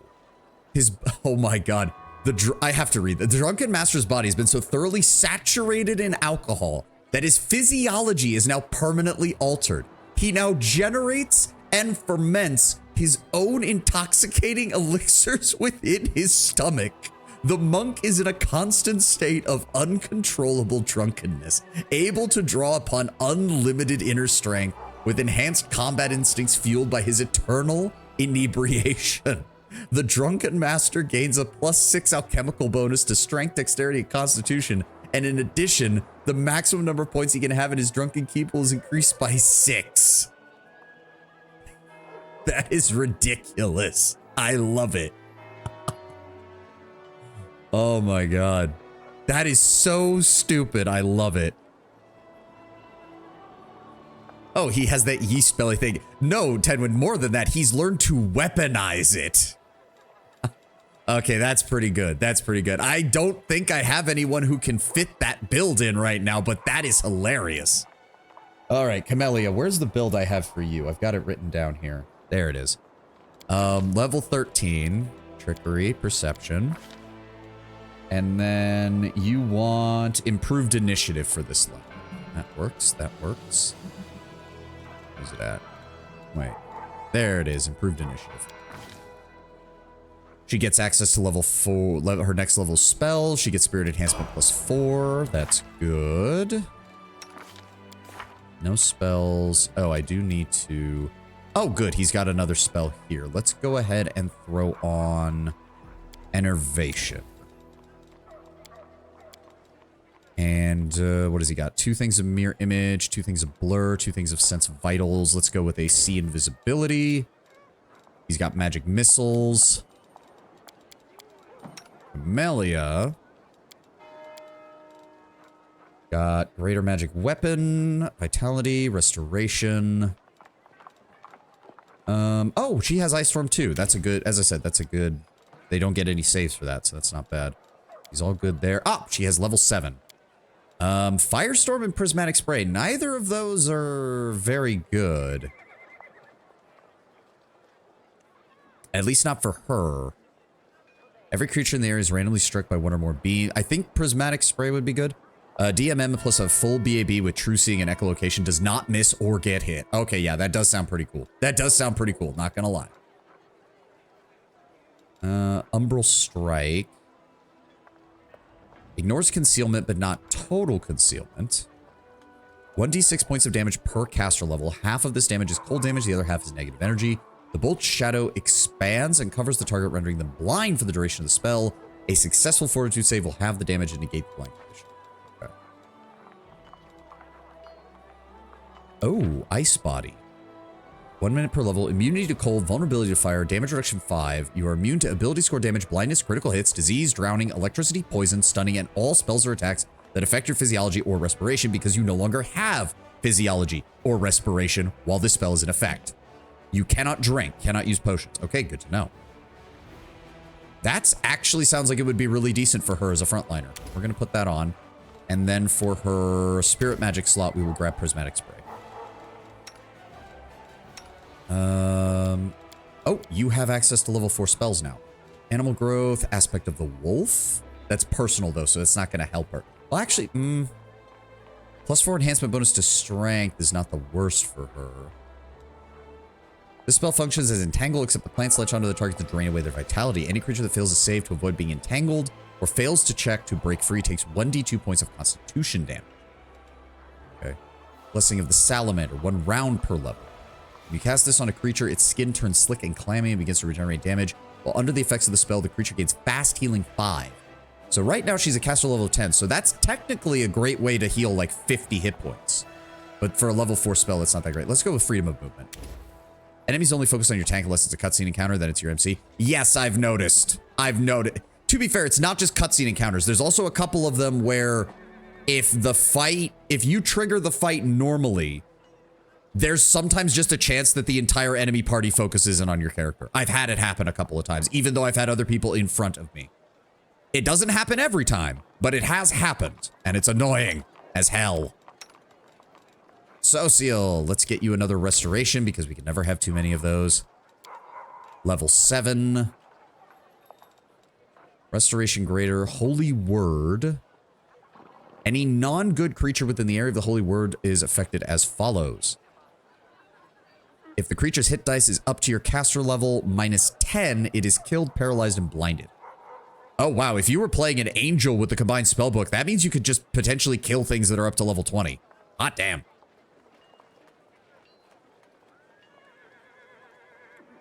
But it's not going to be as useful here because right now that basically means, yeah. Well, will partial, hold on. Successful will save reduces or eliminates these effects. Creatures affected by multiple effects will only make one save and apply the result to all effects. Creatures whose hit dice are equal to or exceed your caster level are unaffected by it. Well, that means it's not very good right now. Give me a restoration greater. We can save room on that. No, blasphemy's not going to help. Bestow curse greater. Circle of clarity. +4 bonus on saving throws to recognize illusions. The emanation negates concealment less than total concealment. Well, a lot of enemies have total concealment, so that's not helping still. Let's go ahead and grab 1 resurrection just in case. Once the tip will save, if it fails, it must become unable to move for the duration of the spell until it leaves the area. Repelled creatures' actions are not otherwise restricted. It can fight other creatures and cast spells and attack you with ranged weapons. If you move closer to an affected creature, nothing happens. Oh, okay, so that's worthless. Wow, okay, cure serious wounds, no, yeah, that, wow, his level 7 spells are just not that good.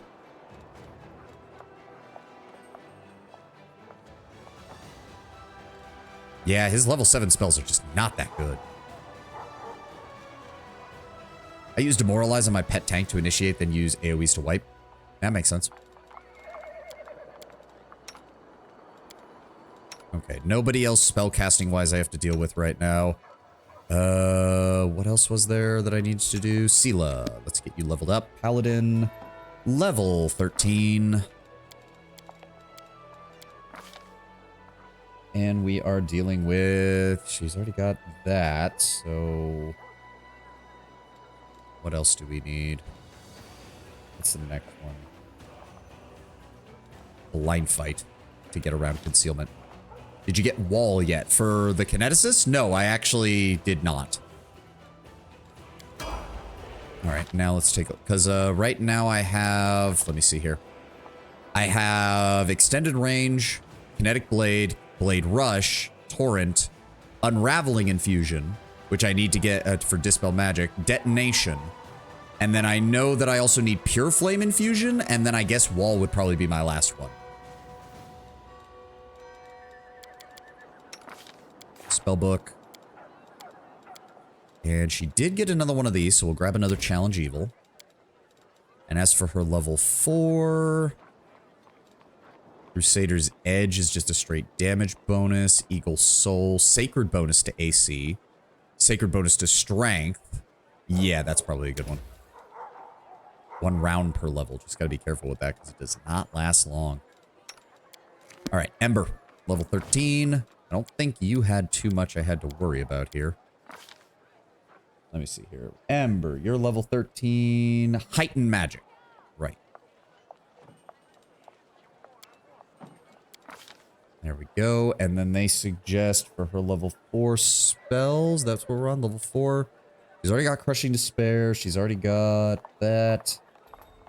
She's already got Confusion. They do recommend Dimension Door. Anything else? No, Dimension Door. All right. Makes sense to me.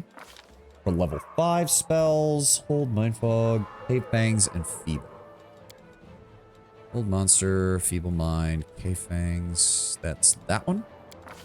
Blue Flame Fall plus ranged initiate means melee enemies have to eat your blast to get to you. Yep, especially if you set it up properly. I am aware. I am aware. I just, as I said, I don't play on unfair, so I am just playing normally. I just like being living artillery and lobbing a giant fireball at the enemy and killing everything within a 10-foot area that my first shell lands on. And then level 6, Heroism Greater and Raise Dead as a backup. Sounds good to me. And lastly, we've got Darren. He is also level 13. That's going to be improved initiative for him now that we have a way around his stagger condition. We don't have to worry about that as much. Where is it at? Improved initiative. And then they recommend... What does he have for his level 4 spells? Freedom, got that. Death Ward, magic weapon, so he's good there. Crusader's Edge is always a good buff. As for his level 5s, we've got Bone Shatter, right? Yep, Bone Shatter, Breath of Life, Slay Living, Raise Dead. They recommend Burst of Glory. What does that do? +1 Sacred bonus on attack rolls and saves against fear effects, +1 temporary hit point per caster level. I mean, the Sacred bonus doesn't show up as much, so that's not a bad choice. Harm, True Seeing, we have the... Oh, no, we do not have True Seeing yet. Let's grab that. There we go, True Seeing Communal. Bada bing, bada boom. And lastly, Nenio. Oh, and the ad is playing. But to be fair, we're just leveling up right now. Use scrolls for things that you can use scrolls for. Pretty much anything non-offensive. Yep, yep. And then we're going to take her down more of the Lore Master tree. 2, 3, 4, 5, 6... Okay, and hold on. I have to actually pull up the build here. Where is Nenio's build? There it is. Level 13. What am I grabbing here? Spell Focus Conjuration. Okay. And then they recommend Druid spell Creeping Dew. What is that? Well, I don't see it in here, so... What?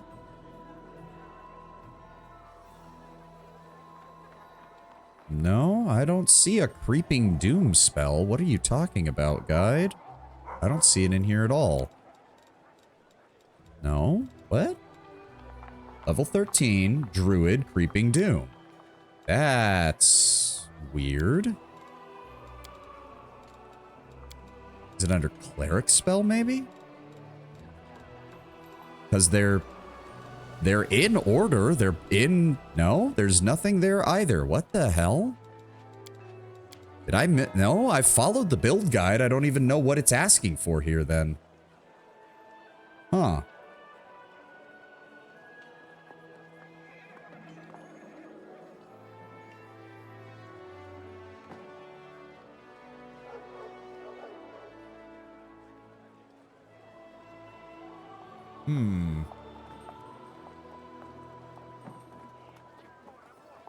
Yeah, I'm not...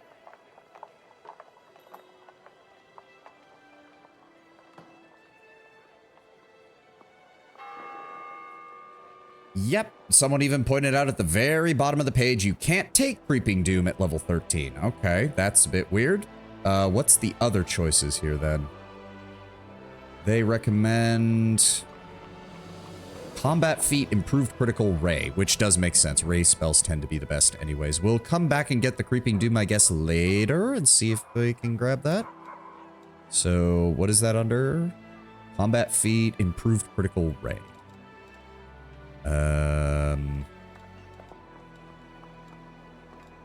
Can't... I'm not seeing that in here either. Where is it? Improved Critical. Improved Critical. Ray. Bingo. All right. Better than nothing.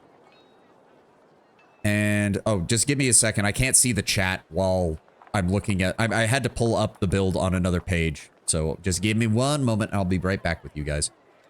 Level 7 spells, legendary proportions and creeping doom, which we don't have. All right, that's fine. Where's legendary proportions? And then let's also grab invisibility mass is nice. Do we have any other illusion spells at level 7? We do not. True Seeing Communal, always good. Okay, there we go. Now, pull up OBS again. Oh, good. I didn't miss anything. Nenio is hyper-focused in illusion. Even on unfair, she puts in work. Yep, if I remember correctly, this build is just based on getting the most out of her Lore Master. So you get to level 10 with Scroll Savant, so she can use anything there. You boost most of her other stuff. And then you take Lore Master to kind of fill in the gaps. But yes, you can also just build her at 20 levels of Scroll Savant and just pump everything into illusion, and she still does work. I just wanted to try something with her, which is a shame because I haven't really been using her. Unfortunately, I'm one of those people who gets into a rut with like a party that I really like, and then I never swap people in unless it's like their quests that I need to do. That should be everybody. Yes, good. We can go into the castle and rest and deal with the rest of that stuff later.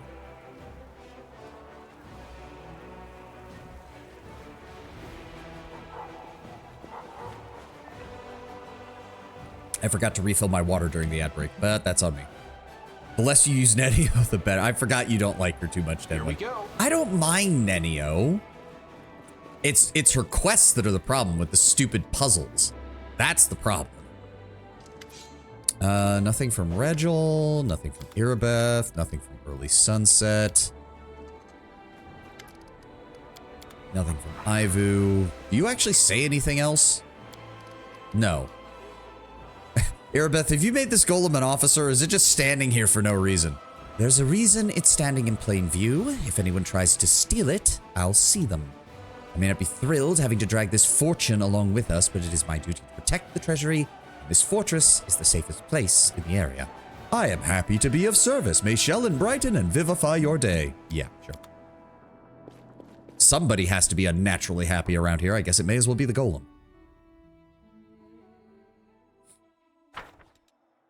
All right, we know... Oh, second demon army approaching from the south.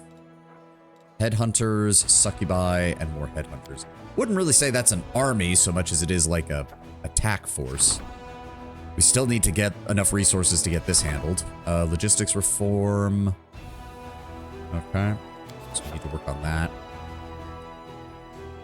So we've got an army coming in from this side. We've got an army coming in from the south. We should be fine. That army's coming this way. It has to come past the stone maze, which does have a citadel. So it's got plenty of time to hold out. We can move our army back as needed. Is there anything that we actually need to do? Strengthening diplomatic connections. Let's go ahead and do that. Economy, army, that's getting worked on. Glory to heroes, don't need to worry about that. And we don't need to deal with any of the events right now. Okay, so let's go rest. That should trigger the event, and we can work from there. We could probably head out again and do some exploration. I just think she's annoying. Phantasmal putrefaction plus coup de grace. I can handle it.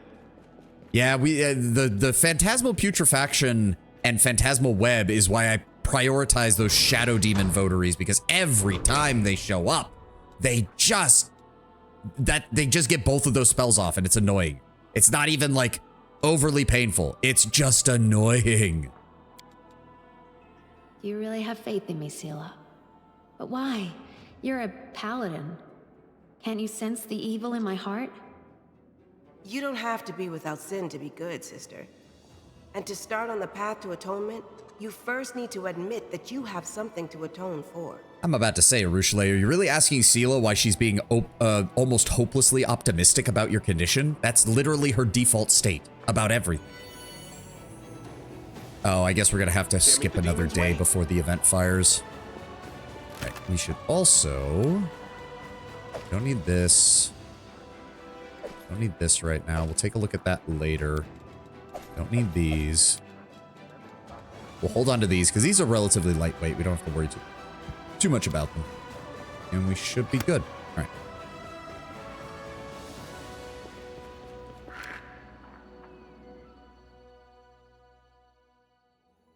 Come on, load the map game. There we go. Yes, I know the demonic armies are approaching. They're going to take a while to get here, though. So we'll skip a day. They're getting closer. There we go. The Holy Relic of Desna was found. The Bell of Mercy has been transported to Dresden. Nice. Units gain a +1 bonus to AC against demon unit attacks. Very nice. Diplomatic relations have improved. The council requests the Crusade leader attend their meeting. Yep, I'll get to that in a moment. A progressive alchemist by the name of Zagel Forntz ran a series of experiments in an attempt to improve the potion of legendary proportions. Something went wrong. The soldiers who tasted his creation cannot return to their natural forms and have grown quite dim. However, the alchemist assures everyone that no harm has been done, since giants are more useful than ordinary soldiers. The usefulness of intelligence in a soldier is debatable in the first place. Yeah, sure. Send the giants to perform heavy manual labor, which will increase material income points by 1. Cure the poor victims. Heal the giants. Crusade morale increased by 300. Or 300. No, it costs us 300. A crusade morale increases by 20. Use the giants in battle. Grants the abnormal giants decree. 2 of Sagelfort's giants are recruited at the... they do have a lot of HP, and they do hit pretty hard, but the problem is we're not going to have... So is that a decree we get? Yes, so we would be able to... What do the decrees usually have? Like a week or 2 week cooldown? We'd be able to get 2 giants every week to 2 weeks. That doesn't seem like it's very well useful. Why did you choose Wind over Land? Just for romance? Partly that, and partly because, as I said, I have played up to Act 3 before, and I just found Land kind of bland. Say what you will, Wendewog has a slightly more interesting character arc and more interesting dialogue. And I'm not gonna lie, it's like the romance author, the person who wrote the romance might be in my head because they have a very similar taste in women. The way they wrote Wendu is just, I mean, I'm not gonna lie, it's kind of fucking hot. Also, Land's a bit of a whiner. A bit. He's not as bad as some people make him out to be, but he can be. Yeah, let's just... So wait, hold on. Unlocks the work for the giants decree. So does that permanently raise my material point income, or does that just... Because if it gives me a permanent +1, I'm fine with that. We always need more material points. Guy is a turret. He can tank and shred. I'm aware. Wendu right now is my blender, though. She can hit anything within 30 feet and just eviscerate it with twin throwing axes.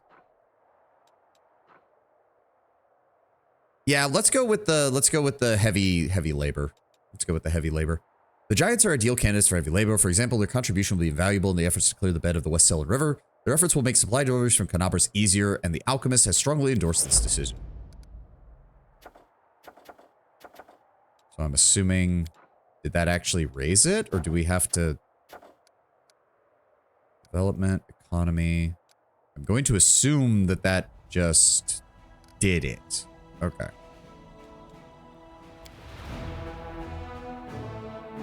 Now we should have the diplomatic meeting again, which, oh great, that means we have to talk to the Kitsune again. And she gets to berate us for choosing something that we don't want to have to deal with her. Commander, it is time for you to play a more prominent role in Mendev's politics. Unfortunately, the ideal opportunity has just presented itself. A conflict is brewing in the capital's political scene. A clique of aristocrats has been displeased with the Royal Council scheming against Her Majesty's servants. It is the usual power struggle. Something of this sort occurs every few years in any civilized society.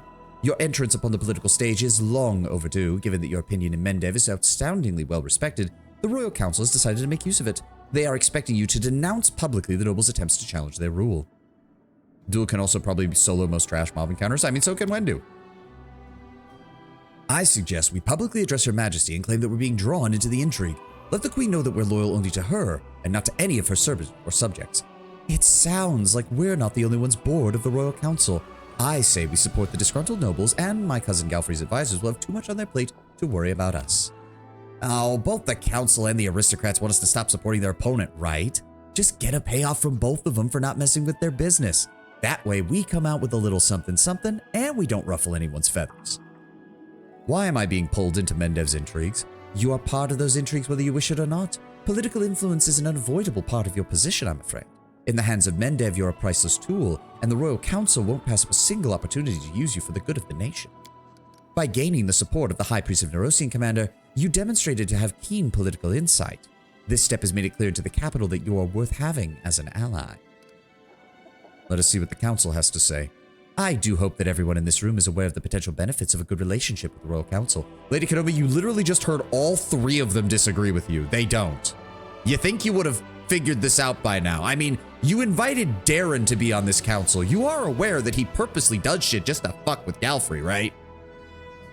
I'm starting to really question your ability to be my diplomatic advisor when you put these people in front of me who all suggest things that are different than you and then get huffy that I listen to them. Lady Kenomi, how about you start? How will the Royal Council repay us for our full support? Spoken like a true politician, Commander. Very well, we can talk price. Lady Kenomi looks at you with a smug, almost predatory smile. I guarantee that in return for your loyalty, the Royal Council will ensure the stability of equipment deliveries in all future endeavors. Very convenient, I would think, having no one twisting your arm with threats of supply shortages. She glances at you with an obvious hint. Furthermore, the Royal Council has decided to review Dresden's reinforcement plan. Mendev has many garrisons holding in excess of troops, and, well, you need them more than they do. Quite good. Socio, speak on your plan to show us support for Galfrey specifically. It'll remind everyone that in the proper behavior of true servants of the crown, Queen Galfrey is the sovereign and leader of the crusade, the protector of Mendev. In the hour when all of her subjects have abandoned their commitments and descended into petty squabbles, we could refresh their memory on the meaning of loyalty and duty, and the Queen, I'm sure, would appreciate our endeavors. Before I could solo act what he used to hard carry, he'll always have a place in my party even though I don't use him. Fair, fair. No, I can get that person. Like, for example, I know Regel's not the best frontliner in this game. I just bring him along because he's one of the best, like, written lawful evil characters we've gotten in a CRPG in a long ass time. I love his character, so I bring him everywhere. Oh, the title of Her Majesty's Good Boy is almost yours, Sociel. Keep this up and you'll earn yourself a tasty little treat. Darren, instead of insulting our comrade in arms, why don't you talk about our support from the rowdy nobles? Well, like you have any love for the Royal Council, if we support the local aristocracy, they will cause a power struggle between themselves and the Council, and everyone will leave us be. Besides, the nobility has access to forces that are very comparable to those of Galfrey's advisors, and we could make use of that. I would not recommend it. Count Arundel is simply entertaining himself by turning the Royal Council against you. Regil hits hard due to the blender. Yes, his only problem is getting him there. Woljif, you've been surprisingly quiet. Elaborate on your strategy of non-interference. So, how these things work on the street, right? Smaller gangs split up the territory, they shake down shopkeepers, they give a cut to the top dog, you know how it is. They sit tight without muscling in on the smaller gang's business. Because if the top dog is unhappy with the cut and hits the street, then it's a turf war and everybody loses out. We'll do the same thing. The nobles don't want us to support the Royal Council. The Council's scared of us backing up the nobles. Make them take out their wallets, send us as many troops as they can, we'll sit tight, kill the demons without worrying about their games. If we run out of troops, we'll drop by the capital for one hell of a turf war. We're not a gang, Woljif. The commander was given power to wage a holy war, not to rob shopkeepers and terrorize townfolk. Sociel, you're focusing too much on what Woljif is using as his analogy and not on the actual essence of the analogy itself. All right, let's see what we get. We get the help from Queen Galfrey decree. 12 paladins and 30 champions are recruited at the commander's headquarters. Those are not bad units. Those are not bad units. Darren support the noble houses. Gains us 12 cuirassiers and 20 marksmen. Not so sure about the cuirassiers, but the marksmen are good. Woljif, demand the plotters in the capital give us good soldiers for not interfering. 15 hedge knights and 30 headhunters. Not really the biggest fan of that. Royal Council's help for going Lady Kenobi. 70 slingers and 100 conscripts. Whoop-de-fucking-do. What is you doing, Kenobi, if not entertaining yourself? She did kind of admit that that's why she does this job. That's my problem with melee. Casters can finish the fight before they land a hit. Yep. And we won't interfere in their feuds at all. We get no units, but Crusade morale increases by 10. I'm gonna admit, given my chaotic streak, I almost feel like not even bothering would make a lot of sense.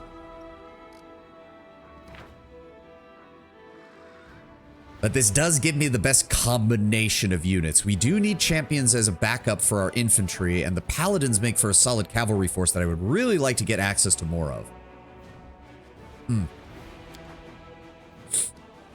Oh.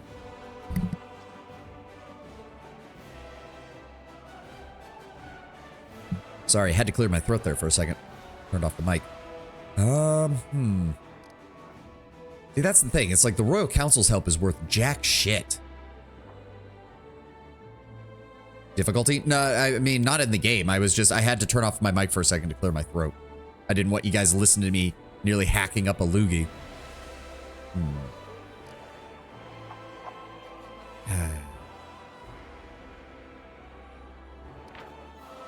Unless you mean difficulty in the game. The difficulty in the game is just on normal. I'm not doing anything fancy. I'm just doing normal.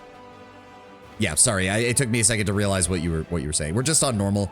The only option that I modified was the... Where is it? Yeah, it was on normal. The only thing I changed was I increased the number of enemies. Everything else is where it is. I could probably bump it up at this point because we are doing pretty well, but I'm here for the story and the power fantasy. Plus, it's Wrath of the Righteous. If you're not going to power fantasy, like, what are you doing? As I said, Runner, I'm not here to min-max everything. Enemy behavior is nice. Really? Enemy behavior. Where even is that? Oh, additional enemy behaviors. You know what? That's fair. Additional abilities, and you know what? We'll throw that on. We'll throw that on. That actually kind of makes sense. They should actually be using what they actually have. Fair enough. Fair enough. Again, though, okay, so the help from Queen Galfrey makes the most sense for unit choice. I kind of do feel like if I'm gonna be going for the route of, because here's the problem, we're already playing a chaotic character, which means I already know Galfrey doesn't like us because that's I don't know how we end up in the Abyss, but I do know we end up in the Abyss eventually. And I'm going to assume Galfrey has a problem with that. So, yeah, soldiers trust. I like the idea that we have more trust with the soldiers than we do with anybody else. That makes sense to me. Because Social is obviously the lawful neutral option. Darren is the neutral evil option. Woljif is the chaotic neutral option. And Lady Kenomi is also a lawful neutral option, but in a different flavor from Social. I guess Social could be construed as lawful good here. You know what? I'll give for right now, my character wouldn't have any reason to distrust Galfrey. And we already made some inroads politically by supporting the High Cleric in Neurosian as well. Do corrupt nobles count as lawful neutral? I mean, the Royal Council, I mean, if they are the lawful authority, Tenwin, yes. Social, send a message to the Queen that we remain loyal to her, but that we're being dragged into the intrigues of her court. I hope our action will remind the rest of us that we must remain loyal to the crown and worry about the kingdom as a whole, not personal profit.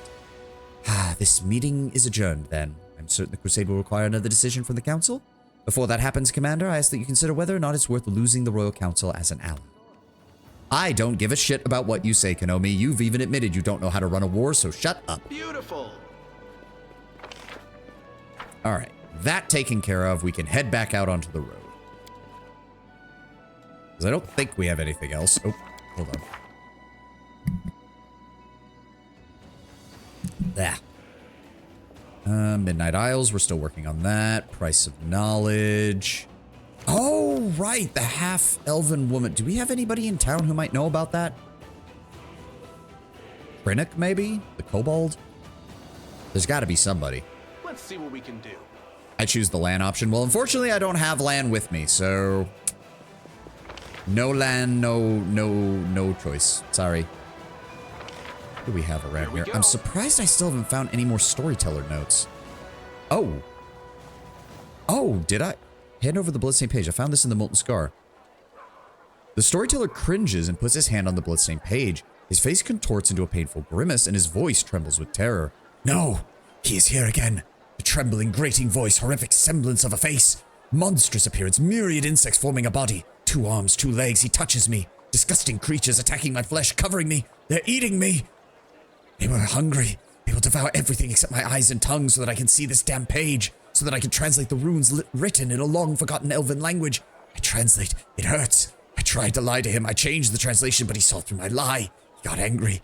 Now, I'm not lying. I'm not. He takes one of the insects from my face and squishes it with a finger over the inkwell. He dips the quill in and writes with my blood right over the runes. I continue to dictate. Callistria, when will this be over? Let me die. Xanthir, let me die. The storyteller jerks his head back, terrified. Oh gods, such terrible torture. This poor man was tortured to decrypt my notes. He was so tormented that his suffering became thick like molasses. My mind is already drowning in it. My own memories are hidden by the images of this horror. I will try to get through them, but I will need your help. Tell me everything you saw or heard related to this. I will try to lean on your words and use them as a light in the darkness of my past. The storyteller takes the bloodstained page once more carefully, as though handling a dangerous animal. I see a magic shape. There is a force pulsating in the center. Yes, a ritual. A ritual you've seen. Tell me, what was its central point? What was its magical knot? The center of the magic shape was a prisoner. They conducted the ritual shape over a lava lake. Tax evasion is chaotic, evil, or good, depending on your beliefs. I mean, it's some flavor of chaotic, that's for sure. A dead man. They killed a crusader and conducted the ritual over his corpse. The storyteller frowns. A dead man? Oh, I don't understand. There's something else, a life, a living soul, in the eye of the whirlwind. I don't understand how one ritual can tie up the energies of death in the abyss like this. Their currents in the world are ephemera, are contra-directional. Forgive me, Commander, I cannot get any further. Everything else is vague and unclear, and the screams of the poor lad just keep ringing in my ears. Alright, well, we didn't have anything else from that, unfortunately. I can handle it. Dorgalinda? No, nothing from you. Konomi, Kiar, Horgus, Devil. Doesn't look like we got anybody else here. Citizens, nobles. It's hard to tell sometimes, because sometimes they don't update these with, like, new NPCs arriving. It can be annoying. Do you have anybody else? Krennic is over there.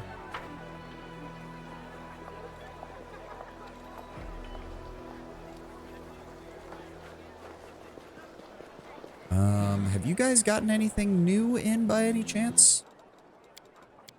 Let's see here. Sort by price. Orb of Order. Source of Dividing Power. No.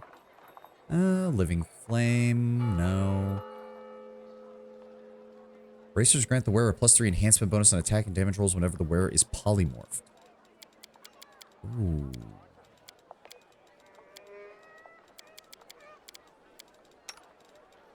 Ah, no, he already has Bracers of the Mighty Boar. That's a +6 enhancement bonus to strength. That's good. You don't need that.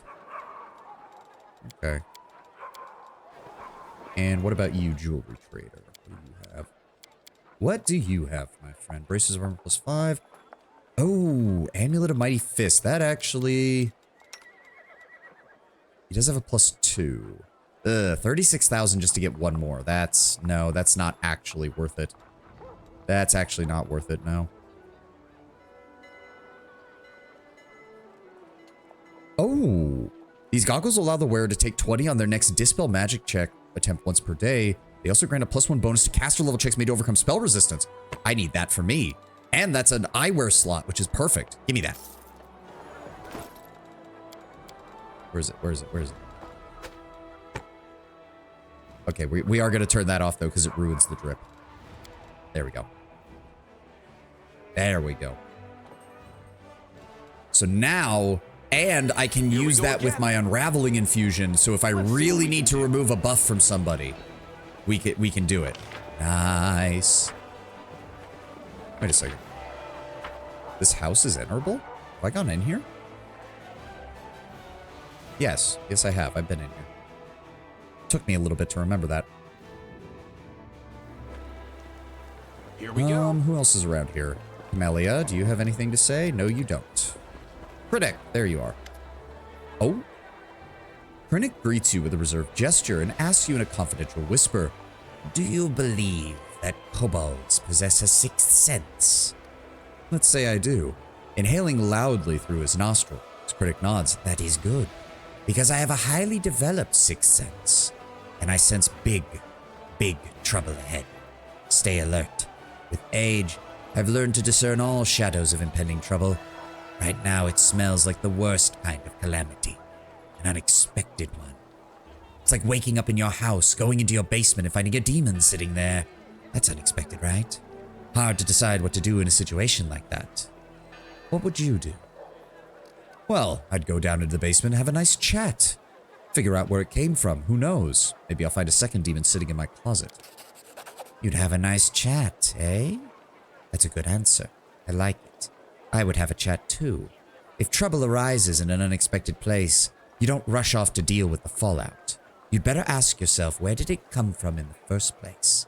Alas, only a few, chosen few, understand this simple wisdom.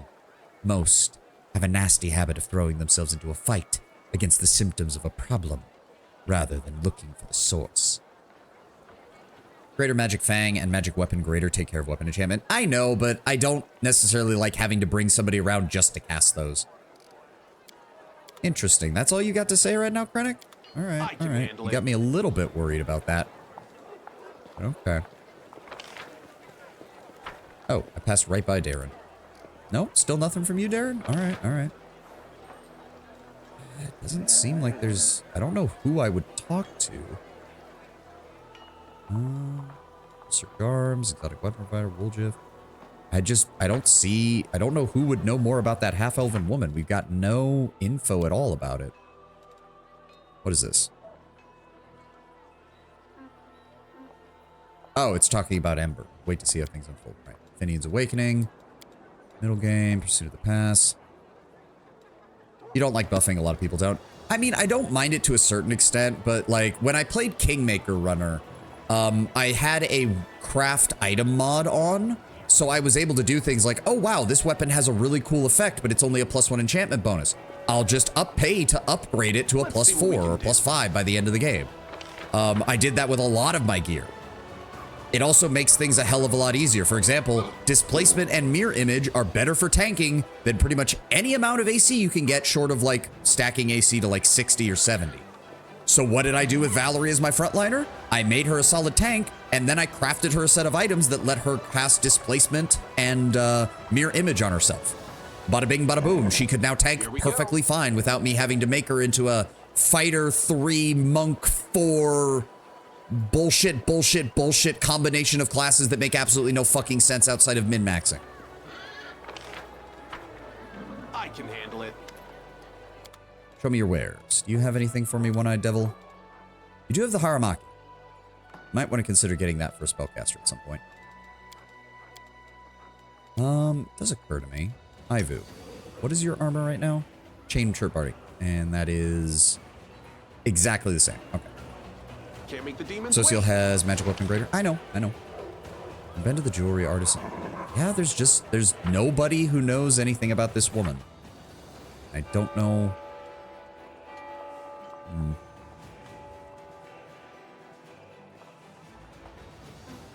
Yeah, no, who is she and what mystery is she attempting to solve? I don't know, but I want to go back and find out, but apparently we don't know anybody who knows anything about her. I was hoping to get some updates on that, but apparently not. Let's see what we can do. Wendu, you doing okay? Yep. And Soul, how are things going? Good. Alright, let's head out then. No reason to dilly-dally around here. Take the normal team.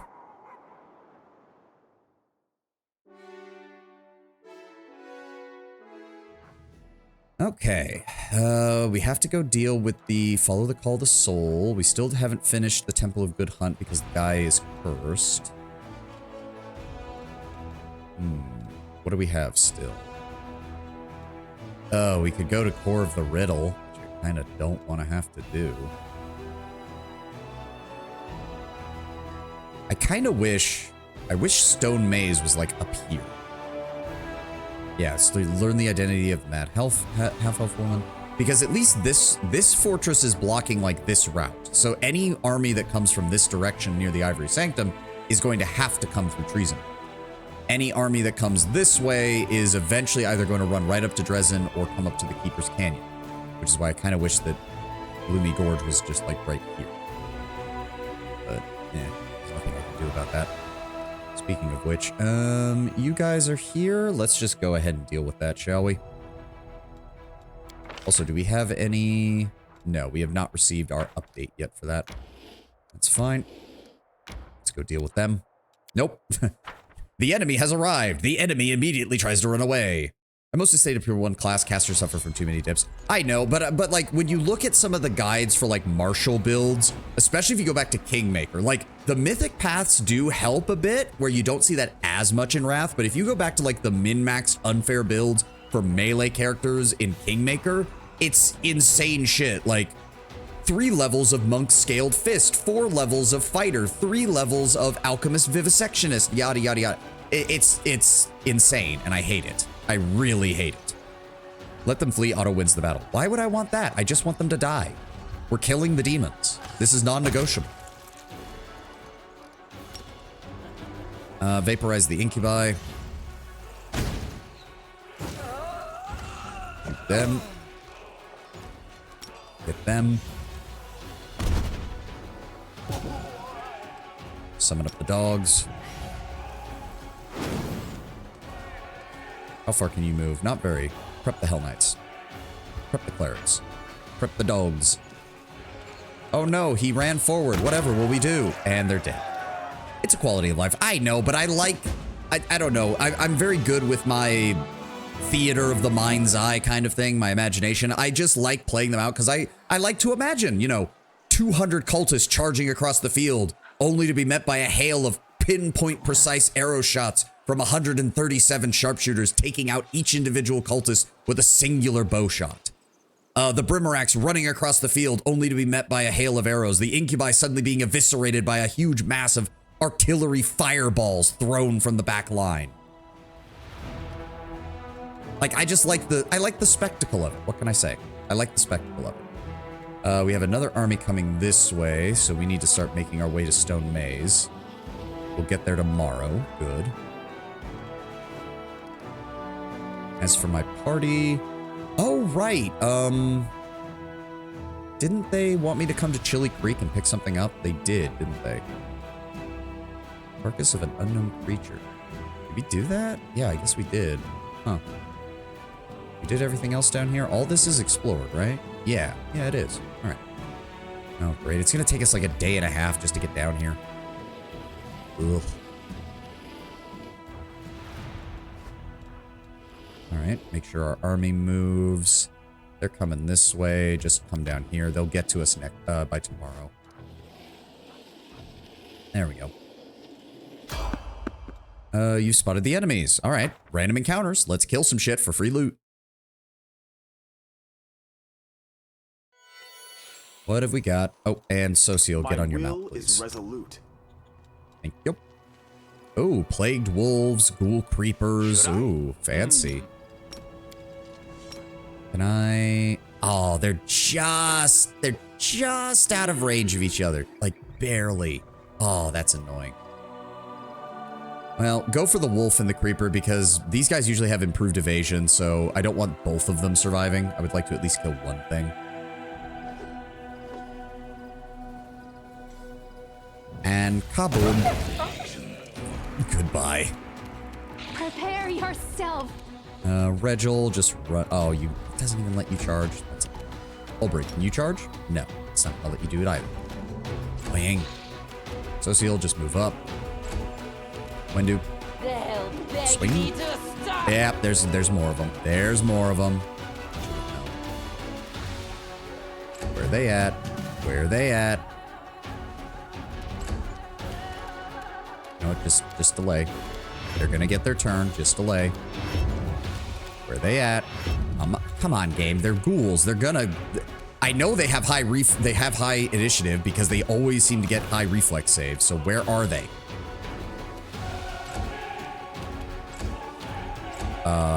Game? Oh, there we go. A Spectre. Fuck you. I hate these things. Guide my hand. All right, is it just the temporary? It's just the temporary version. Okay. Don't have to worry too much about it. Here we go. I hate level drain as a mechanic. I really, really do. There's another reason Wall is so good, no saving throw. Doesn't it? I thought it did. I thought Wall did give them a saving throw. It's like, oh, I'll have to reread that then. Oh. How the fuck do I get there? I must have to go from this side. How did I miss that? Oh, it's just reagents. That's not... It's going to take us like a day and a half to get over here to get... I hate that. I really do. I don't like that there are locations that only show up when you go past them, but when your army goes past them, nothing happens. It's annoying. All right, you know what? Turn off the turn-based mode. We're only fighting... Yeah, we're just fighting regular dudes. There's no... We're fine. Goodbye. Nice and quick. Can't make Nice. the demons wait.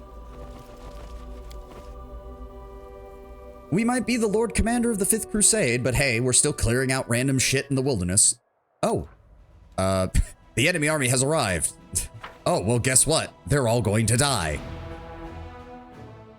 I think it's based on your perception. Yep. Aw, you dipshits all started really spread out. That's adorable. That's adorable. Who has the highest HP? Hit points. So that's 1,800 hit points. Okay, yeah, you have the highest HP. Shoot them. Shoot them. And shoot them.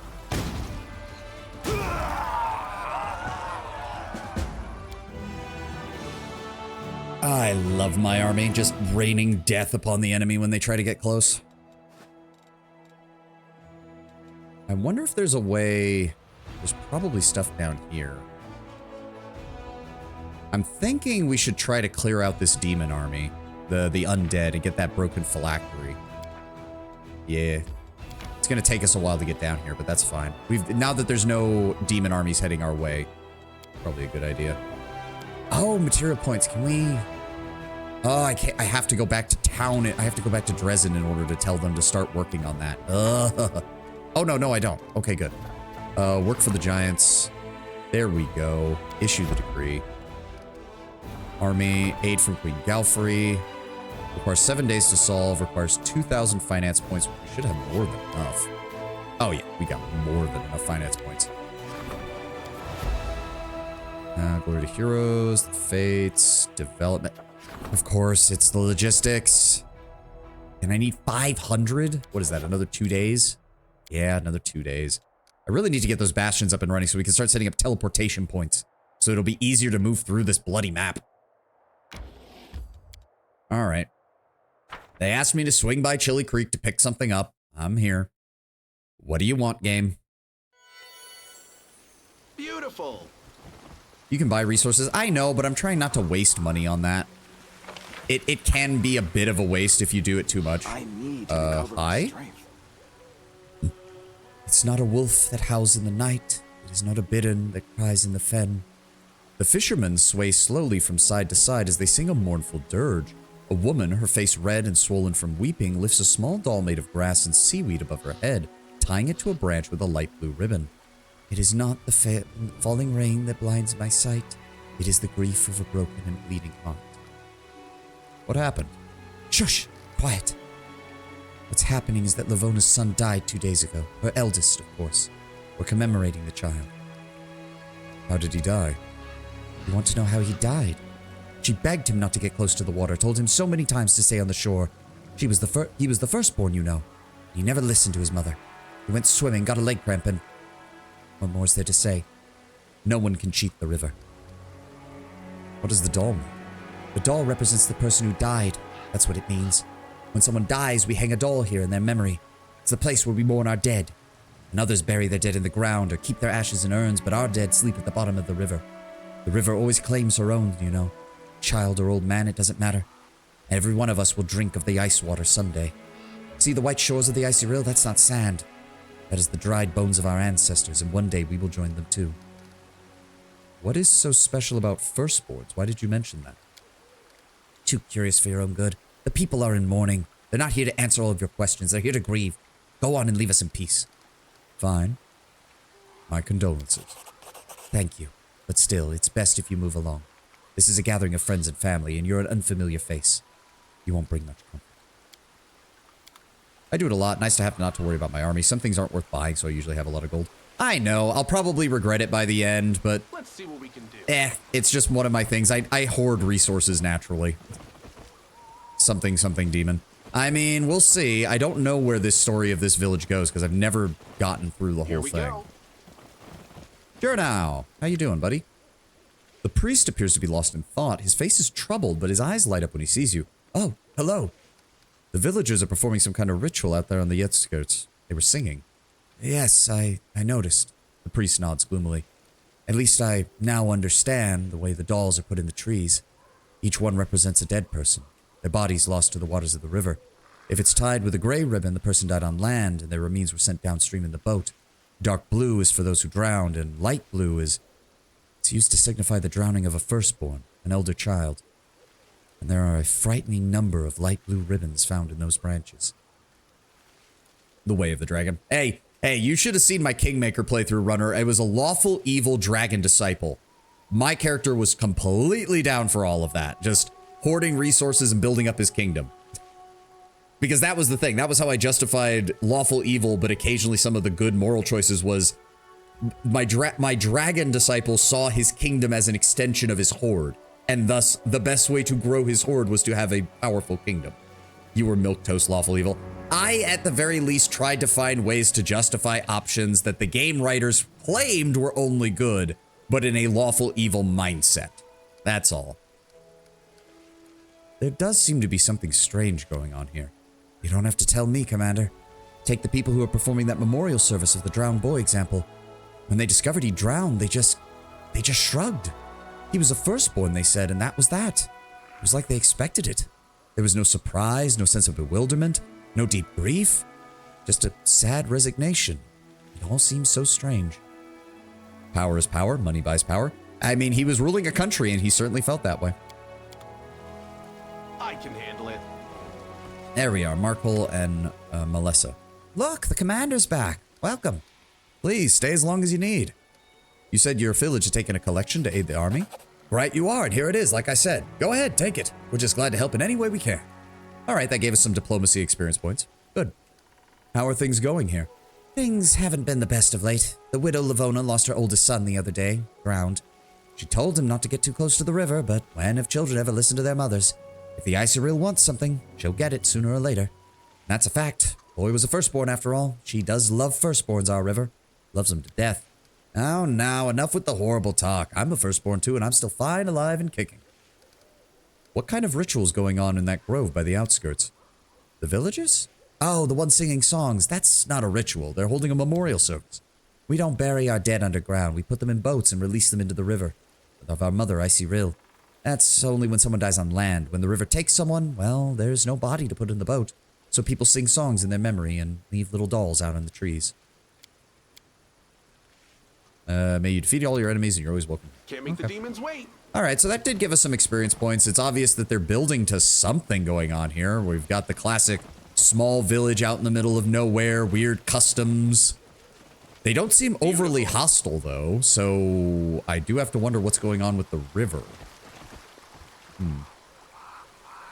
Village down the river? God damn it, another corpse boat! Probably. Although it did say that the Iceril takes them all, so it's very possible if there is some kind of water spirit or something, it might just swallow the boat. Or, you know, the body at the very least. Alright, let's go get this explored. Waste of time. Yes, we'll rest. Everybody's set up. Everybody condemns Nora. I know. But deep down, I understand her. Why is her voice so She had nowhere to soft? go. At least the demons gave her some kind of purpose in life. I have thought a lot about her betrayal, but I feel pity rather than hatred for her. Horrific lives lead many people to commit horrific acts. I love that that's the conversation, because I'm just imagining Regil rolling his eyes the entire time. It's just like, she betrayed us, she's a traitor, you people are morons, she should have died, the fact the commander didn't do it but got some benefit out of it is only a small recompense. Do I have the voice? Dear Lord. Okay, we're gonna up that a little bit, because I am slightly annoyed that that's not going through properly. There we go. No, it's not worth it down here. The enemies closer to the World Wound are actually worth fighting. Most of the enemies over here are not. There we go. Thank you. Favorite companion? Regil, by like a wide margin. And when I played this game the first time, I was so relieved to actually have a lawful evil companion that was well written. And the fact that, again, the fact that he's the only one who's really just like, this is a war to save all of existence from the demons of the abyss. I'm going to do everything in my power to do that. Like, yeah, he's still a dick, but he's probably the most competent man in the World Wound, aside from the player character, which is a damning indictment of most of the Crusaders. All right, we're just about done here. We did Green Gates. We still don't know what to do about Winter Sun just yet. Let's keep moving our army. All right, we'll get there tomorrow. Almost there, almost there. We, on the other hand... Yeah, Commander's Party teleports to a target fort in which the teleportation circle is built, which we definitely need to get one set up here. And I would like to punch through into this group and get one set up here so we've got... And then we'll need to get one set up probably over here so that we can access this side of the map as well. Avoiding Blackwater for now. Nope, not dealing with that bullshit.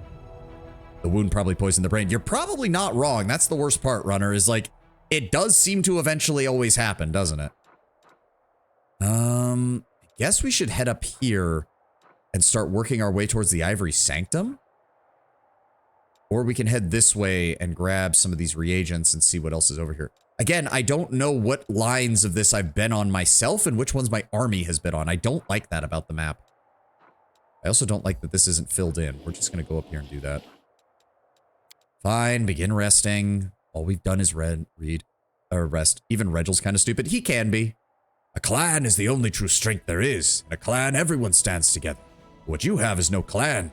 It's a pack. Well, where is this mighty clan of yours? What about the pile of dust over there? Any relation? I mean...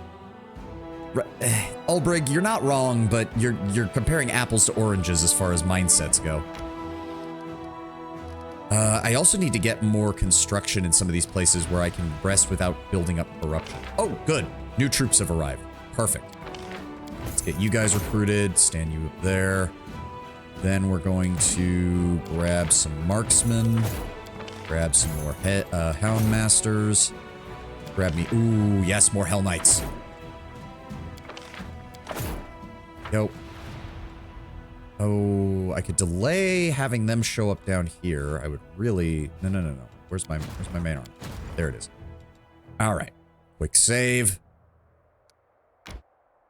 All right, let's do this. This is a big old undead army we got to deal with. Oh, and they went first. That's annoying. Okay, hold on. If we shoot them, we can kill them. Hold on. I need to see if we can kill the marksman before anything else happens. Oh, we got the morale. Okay, game over. Kill them. Fireball right in the middle. There we go. Their whole army has just been eviscerated. And let's get some magic missiles. Goodbye. Oh, I love that. I love that. That could not have happened at a better moment. Send in the Hell Knights to finish them off. Hundreds of undead slaughtered in an instant by our victorious forces. 500. What is that? That's 100. That's 105. 700 undead. That's an entire army just wiped out. Having relieved the last undead of their curse, the clerics discovered an artifact emanating vile energy that had been attracting the living dead to this place. After carefully sealing their find with protective spells, the clerics had brought it to the commander. Stevanius became known as the Rotten after his act of treachery. An apprentice of Zacharias, the great hero of the Crusade, Stefanius deserted on the eve of battle at the last chapel and dedicated himself to the forbidden art of necromancy. Oh, so he knew exactly what Zacharias was going to do. Setsuna Shai should be the MC. I mean, the mage generals are just better than the regular generals. They just are. When the Inquisitors caught up with him, Stefanius made an outrageous claim that his master, the valiant Zacharias, had also been practicing necromancy using its dark secrets against the demons. Haha, funny story, guys. Shortly afterwards, Stefanius managed to escape, killing the warriors sent to arrest him. according to his journal, his next undertaking was a ritual that was supposed to transform him into a lich, an immortal master over the undead. The details of the ritual are now lost. All the research into undeath points out that such potent magic cannot possibly exist. Sure. The tragic death of Stephanius the Rotten, who failed to achieve immortality and ended up a mindless undead, serves as yet further proof of this. Sure it does.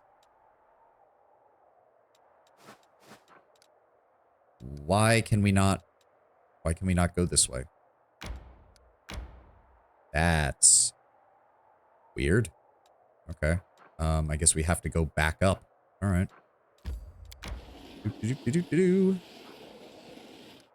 Perfect, though. That does take us close enough. I can send these guys out here, and they can join up with the main force. The main army grows.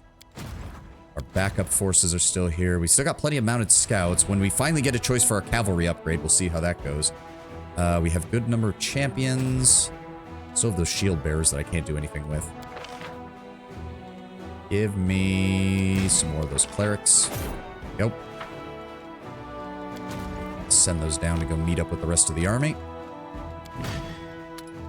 There we go. Our main force. We now have 113 Hell Knights, 175 clerics, 337 Houndmasters, 116 Mongol sharpshooters, 155 marksmen, and 13 sorcerers. Very nice. Alright. As for us, I guess we should head down here, because it seems like this path is only traversable by us, which is weird. 2 days to get there. A day and a half to get there. Ugh, I hate traveling in the world wound.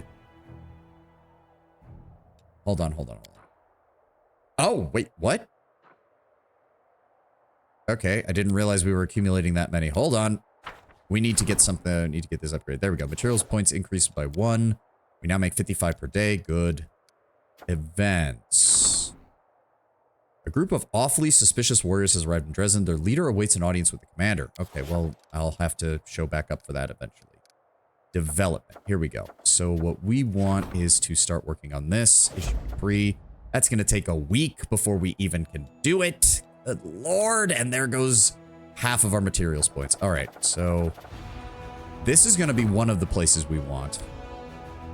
This is going to be one of our forward operating bases, and it's on a central choke point coming off of the plateau. So we're going to want plenty of stuff here. Let's go with... it is going to get upgraded, so we are going to have more room here. Let's go with the garrison stables and the garrison. Let's just get a standard garrison barracks, garrison stables, garrison archery range, and a citadel. Get this whole place built up.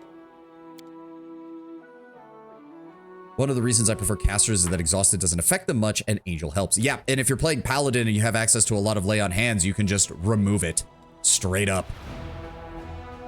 Okay, so if armies can't march this way, then this fort is not in danger and we can turn it into a logistics base. Which means we can sell off this and sell off this and focus exclusively on support structures. So we want the inn and we want the supply center right out the gate.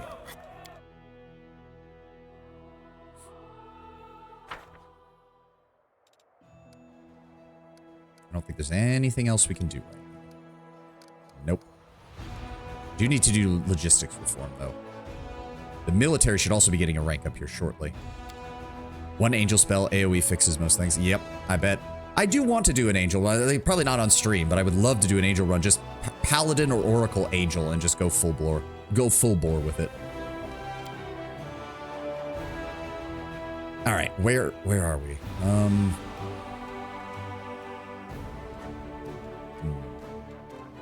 We could go to the court. Go merged. Yeah, it would probably be oracle. Like, the thing is though with paladin, it's so thematic, and I do have the mod that makes it so that merged spellbooks work with the non 9th level classes. It means they're still weaker than the full blown 9th level, but it at least gives them something. I will admit, I kind of think they dropped the ball on that. It shouldn't be the case where you only get access to it if you're a 9th level caster who has that. Especially because there's so many in the Mythic Pass that don't do it. It's not like you can merge Azada and Bard spellbooks, even though that would make sense. You can't merge Aeon and Inquisitor spellbooks, even though that should make sense. Kill Darren in Act 2, steamroll the game on unfair. Yeah. We could go rest in Dresden for a little bit and at least not take any more corruption damage. Go to the Citadel. We have to meet with the people here anyways. I was hoping to get started on some more here because we've only got potentially 2 more streams before I take my winter vacation, my Christmas vacation, so we'll see how things go. Hello, who are you? Would you look at that, Savan? Early Sunset smiles wryly. Please allow me to introduce... I can introduce myself just as well. The disheveled dark-haired man, weighed down with weapons, salutes you. I am Kel, known as the Five Knives. Free man from Cheliax, and I'm a robber and a brigand. Quite a famous one, too. Renowned for robbing Chelaxian nobles and allegedly giving most of his stolen goods to the poor. A secret fan of mine, aren't you, Feathers? Let me talk to the commander, and then I might be kind enough to sign an autograph for you. Kel turns his eyes to you. If you judge me by Chelaxian laws, yes, I am a criminal. But I swear to you that my lads and I have never harmed a good or honest man. Sure, we've taken things, but only from people who were the slaves of devils or plain scoundrels. As for the people we gave our spoils to, they all needed help. That was downright criminal of us, eh? I spit on any law that says so. And what brings you here, Kel Five Knives? Things were getting too cramped in Cheliax for me and my gang. Local sleuths have been hunting us, and they ferreted out our best hideouts, caught some of our people who'd helped us and sympathized with us. Didn't want to put anyone else at risk. We discussed it. We decided we'd put our daggers to good use somewhere very far away. And who's even worse than the people who bow and scrape before devils? Well, the demons, of course. Back in the day, we wouldn't have been caught dead fighting alongside the Crusaders. We knew all about you guys and your self-righteous ways, but then we heard a rumor about the new commander.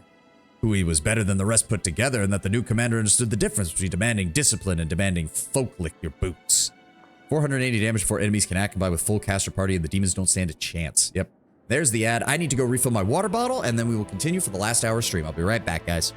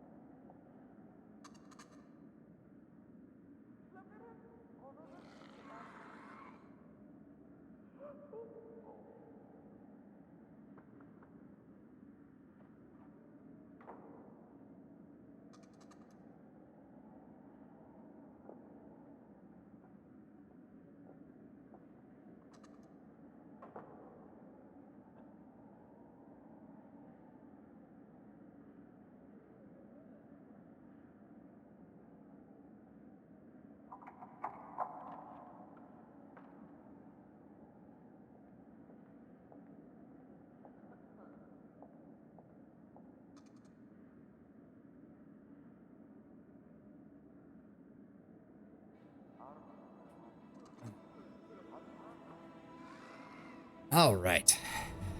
I'm back.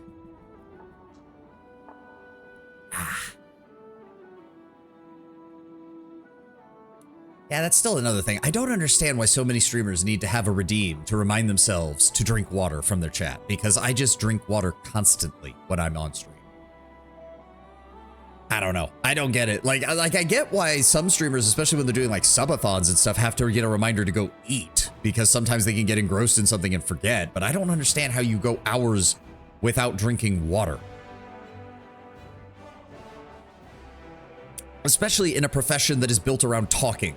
Like, my throat probably would have collapsed in on itself and broken by now if I hadn't been drinking so much water. Just waiting on the ad to end. Come on, Twitch, let's finish up. And a 5, and a 4, and a 3, and a 2, and a 1. There we go. Ahem. Where was I? Folk licks your boot. Just drink water. Everybody should drink water. It's a good idea. That's why we came. Let us join you, Commander. We want to fight alongside the other free Crusaders. Your skills aren't exactly what we need for battling demons. Find a Nevia Tirabade, she'll put you to good use. That actually makes a lot of sense. Guards, seize this man and hand him over to the nearest Hell Knights. Cheliax will be grateful for his capture. I'm willing to let you join, but quite honestly, Fiveblade, I don't think your skills are quite what we need for battling demons. I'm going to send you to a Nevia Tirabade. She's our counterintelligence expert. She'll put you to good use. A Nevia, you say? Well, we've heard of her. If she knows what she's doing, so be it. And Commander, are you gonna make me a knight or what?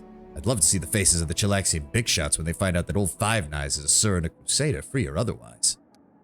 I only knight allies who sing with passion. Ah, fear not. Kel's first attempt at singing the Song of Elysium is surprisingly accurate and melodious. Not a bad tune. You mind if we add a couple bawdy verses to it? I'd be insulted if you didn't.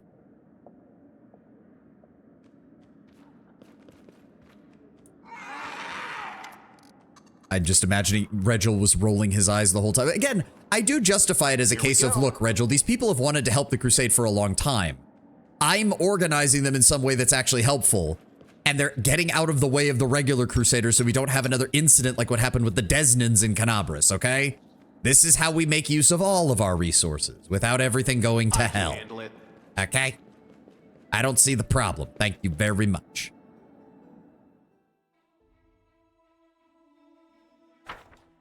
Go. All right, so we are waiting on some things to get done. 7 days for the outpost expansion, 4 days for assistance from Galfrey.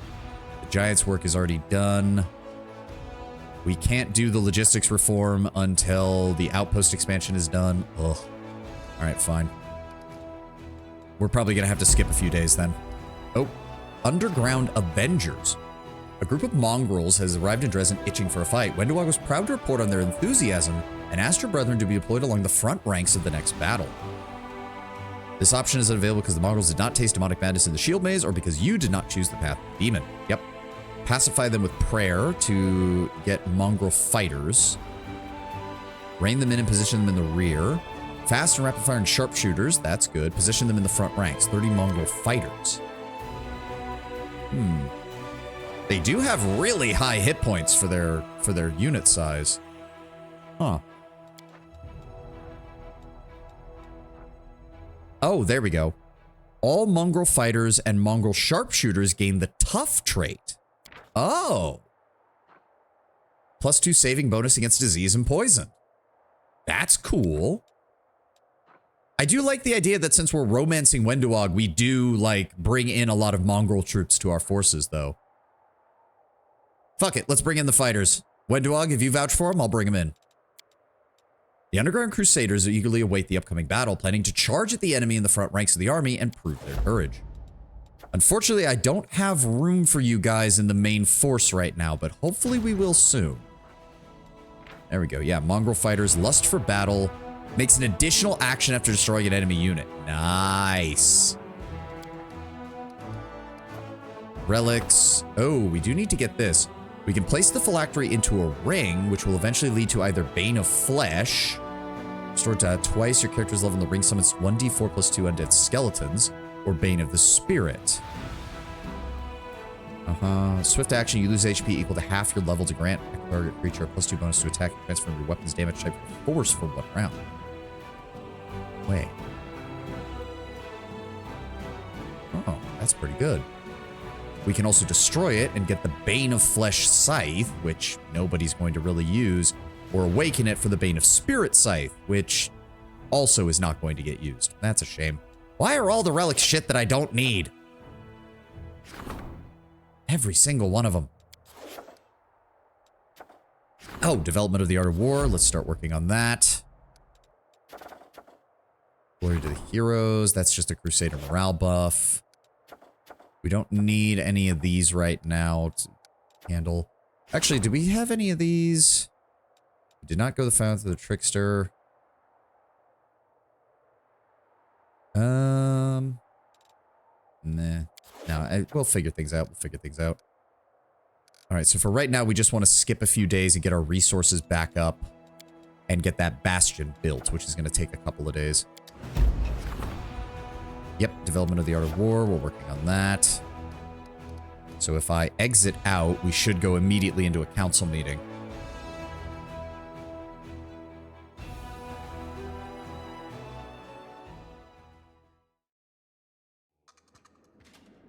There we go, Captain Odan. Commander, we managed to defeat the first of Karamzadah's hosts. The remnants of his army have retreated to lick their wounds. We should use this opportunity to go on the offensive, but right now our army is not fully prepared to begin such an expansion. The further we advance into enemy territory, the more we're going to need strong and mobile cavalry. I propose that we begin replenishing our light cavalrymen. Mendev could offer us plenty. There are many lone paladins walking across Galarian like me who travel and help the needy. We could call them to our aid. Cavalry is a crucial element of the army, and one that is difficult to replace. Mendevian knights often sacrifice their defense in favor of offensive power. It is time to put an end to such wastefulness. All riders should need to be encased in heavy cuirassier armor and avoid unnecessary losses. Why don't we just call in wild raiders from the western steppes? They are descendants of the fleeing Sarkorians, and they hate the demons for destroying their homeland. A promise of vengeance and loot is all that it would take for many of the tribes to join us. In my long and productive life, I've taken assignments involving knights, nomads, and other targets who enjoy prancing about on horseback. Let me tell you, the hardest of those were the hedge knights. They are dogs of war. They don't have a homeland. What they have is experience and a capable blade. If you need cavalry, they're your best option. Cavalry? Huh? There's always a serious threat on the battlefield, no mistake. Not just riders on horseback. The fiercest fighters of cavalry I ever saw were the wolf riders of the Verudan forest. If we could recruit them, oh ho ho. All right, let's hear all the options. Captain Odan, benefits of light cavalry, go. The light cavalry are inferior to most of the knights as far as equipment goes, but that's not necessarily a bad thing. The lightness of their armor gives them maneuverability, and many of the noble offspring who have battle skills and a fast horse can't afford the expensive armor and will gladly answer our call, eager to join glory with their feats. As long as they don't flee the battlefield on those very same fast horses, the lovers of glory and easy victories. Greyboar, your hedge knights. I once had a contract to kill a highborn baron, famed warrior, never went anywhere without an escort. I prepared an ambush for his entourage on the forest road in the dark.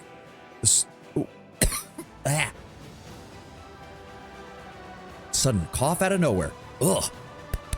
Let's try that again. The screams of that baron when he and his horse fell into the spiked pit. Above him, there was a slaughter going on. I showed myself, split open the head of his nearest guard, darted into the bushes. Most of them followed right into my traps. Crossbows, wooden stakes sticking out of the ground, all sorts of things. Arrows flying about, everyone shouting. They made a racket of the skit that scared themselves. They thought they'd been hit by an entire gang. In any case, it was the knights who served the baron because of their oaths who got the jitters and bolted, even his kin. But the hedge knights, they fought like wild beasts. They were worthy opponents indeed. It's simple. They know that if they don't win, they don't get a single coin. Hedge knights are seasoned fighters. They've been around, dangerous too. They'll fight for victory and gold, not for honor, not for glory, and they don't care if their tactics are cheap. If they can kill the enemy, they will. I doubt the people you've described even have the right to call themselves knights. I'm not keen on fighting side by side with someone who sees the crusade as a chance to make a fortune. You're misinterpreting the idea of a hedge knight, Seela. It's more than just that they don't fit within the traditional hierarchy, while still maintaining the skills of being a knight. Many of them are just looking for the right lord to pledge their service to. Seela, what about your paladins? The gods have blessed the paladins with strength and protected them from darkness and corruption. They spend their whole lives training and performing great deeds. Destroying evil is what they live for. And it's what they do better than anyone. Wenduog looks as if she's ready to spit on the floor and hisses through her teeth. You think those do-gooders understand anything about true battle and slaughter? Wenduog, you mentioned these raiders. How did you learn about them? I heard about them from... well, he called himself a horse trader, but I quickly realized he was just a horse thief. His goods were worth a look, and though the trader himself was interesting, brash, sinewy, fearless eyes, he had clearly come from a hardy people. I wanted to find out where such people were like him, so I asked about his homeland. Turns out, when Sarkoris fell, many of the tribes fled to the west onto the steppes. The land is barren there, life is miserable, and one must roam, stopping at nothing to survive, even robbery, be it from a stranger or your neighbor. That is how the barbarians have lived, generation after generation, and their harsh struggle has purged all cowardice of their forefathers from their blood. Your voice is pretty good. I just kind of have to give it that slight rasp, and it kind of comes naturally. There are now a people of savage riders, ruthless robbers, skilled masters of survival. Raids have become their main trade, and the most respected warrior among them are those who return from battle with the most loot. If you take your place as their leader, my lord, then those trophies will be yours. And the success of our campaign will depend on that. It's possible we're better off not using cavalry at all than asking for their services. Regil, what about your cuirassiers that you mentioned? There is a certain breed of fighter who thinks that the glory they win on the battlefield justifies any amount of risk. That may be acceptable for them. It is not acceptable for their commanding officers. Wasting cavalry in daring attacks only saps the strength of our own forces. We must see to it that all riders are equipped with the finest of armor, the kind that will provide the highest chance of survival upon the battlefield. I would also advise against recruiting any glory seekers or protectors of high ideals to serve as cavalry for the aforementioned reasons. Captain Odan prims his lips and says forcefully, riders of Mendev aren't accustomed to fearing for their hides. Your demands, Regil, may lead them to believe you don't trust them, or even worse, suspect them of cowardice. Odan, I don't know if you've picked up on this, but Regil assumes that no one is worthy of trust, and everyone should be suspected of cowardice, including himself. Like, this is not negotiable for him. Albrig, you've been strangely quiet. You mentioned wolf riders. The Verodan Forest is a perilous place, and the people who live there are among the harshest of folk. And like us, they fight against the wilds of the Fae, overgrown bugs, and other oglins. One of the groups that live in the forest is a halfling tribe that the gods denied him in stature and more than made up for in ferocity. They're wolf riders, like beasts astride beasts. The point is, they're well used to cutting off oglin heads in the forest, and they'll fit in right here. A warrior's size is no obstacle to prowess by any means, Ulbrich, but the notion of wolves as mounts does not stand up to scrutiny. They cannot wear any of our proper armor, and without it, their first battle may very well be their last. Actually, Regil, I'd be more concerned about the potentialities of having to supply wolf riders from a logistics side of things. Wolves are going to require a massive amount of calories, especially in a fight. They're going to require meat. And most of the meat in the World Wound is horribly tainted by chaotic abyssal energies. This is a recipe, like, Ulbrich, no offense, I get where you're coming from, and don't get me wrong, the vibes of wolf cavalry are impeccable. But this is just a horrible idea all around. The last thing we need are huge packs of abyssally corrupted wolves that have broken out of our control, roaming around the World Wound. That's a bad idea. I'm not gonna lie, Wenduog's not making a bad case for bringing in the former Sarkorians to assist us. So let me see here. All mounted scouts get promoted to paladins. Paladins are your default. Yeah, they get lay on hands, smite evil, battering ram attack. Makes sense, makes sense. Cuirassiers, they get shield wall, so they're a little bit higher on the defense while still having the battery attack. So probably a little bit lower hit points, obviously. Hedge Knights, critical strike. 20% chance to deal 150% damage. Okay, they get great axes. 10 to 12. Actually, hold on. Let me... What is the damage on those cuirassiers? 7 to 14. Yeah, they are quite a bit lower. Quite a bit lower. Purifying vials are cheap. Check your inventory. Again, I'm not talking from an in-gameplay perspective. I'm talking from a role-play perspective, which is like, if I'm having to manage an entire army, it doesn't matter how cheap purifying vials are if you have to buy hundreds of thousands of them to support an army. Okay, yeah, the paladins have they're better damage than the cuirassiers, almost better than the hedge knights if they're hitting an enemy with smite. Raiders. Scimitars, decent damage. Unit provides 350 finance points after destroying an enemy unit. That's kind of cool, not gonna lie. I do like that. We'll invite the Wolf Riders of the Verodan. They just get battering. Oh, but they get to attack twice because they get the short spear and the spiked light shield. Right now it's coming down to the paladins or the raiders. I like the raiders from the perspective of like rebuilding Sarkoris and inviting them back in. That feels very Azada, even if it is Wenduog suggesting it, which means it's not nice by any stretch of the imagination. Demons are made of meat, and Azadas make grass grow everywhere. Yes, but again, if the wolves are eating the demons, that's not going to end well. Azadas make grass grow. Well, yeah, that answers the problem for the horses, not the wolves. So let me see here. Raiders.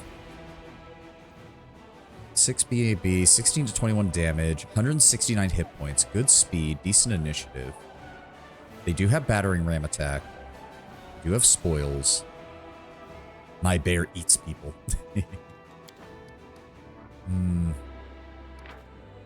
Versus the paladins. Pretty much, they have about the same max damage, but a slightly lower minimum level damage. AC of 18, 91 hit points. AC of 13, 44 hit points. So yeah, the mount, or no, that's mounted scouts. I clicked the wrong thing. Raiders, there we go. 21 AC, 169 hit. So the Raiders are decently tanky. They're about as tanky as the Paladins are, with slightly higher hit points but slightly lower AC. And their saves are slightly worse.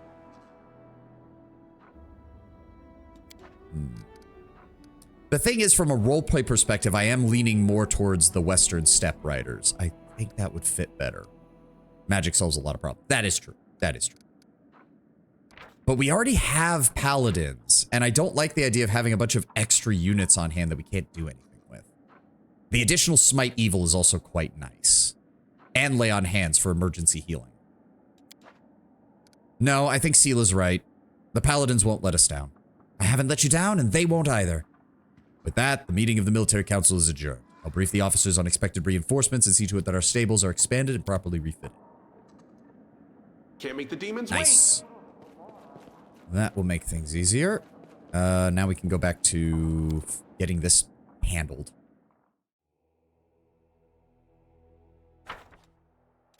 All right, where were we?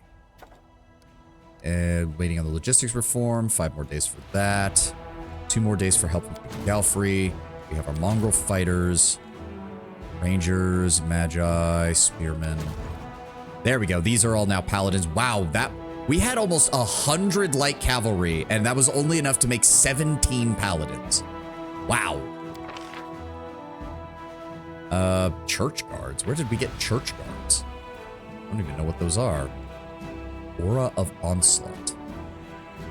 All allied units within a radius of 2 squares gain a +3 bonus to attack for 1 turn. Cool. And yeah, we only get 8 paladins a week.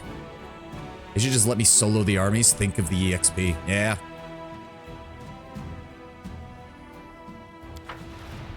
All right. Well, we can't really do anything with the paladins and champions right now. They might form the beginnings of a second army. Can't do anything with the shield bearers. Just not useful.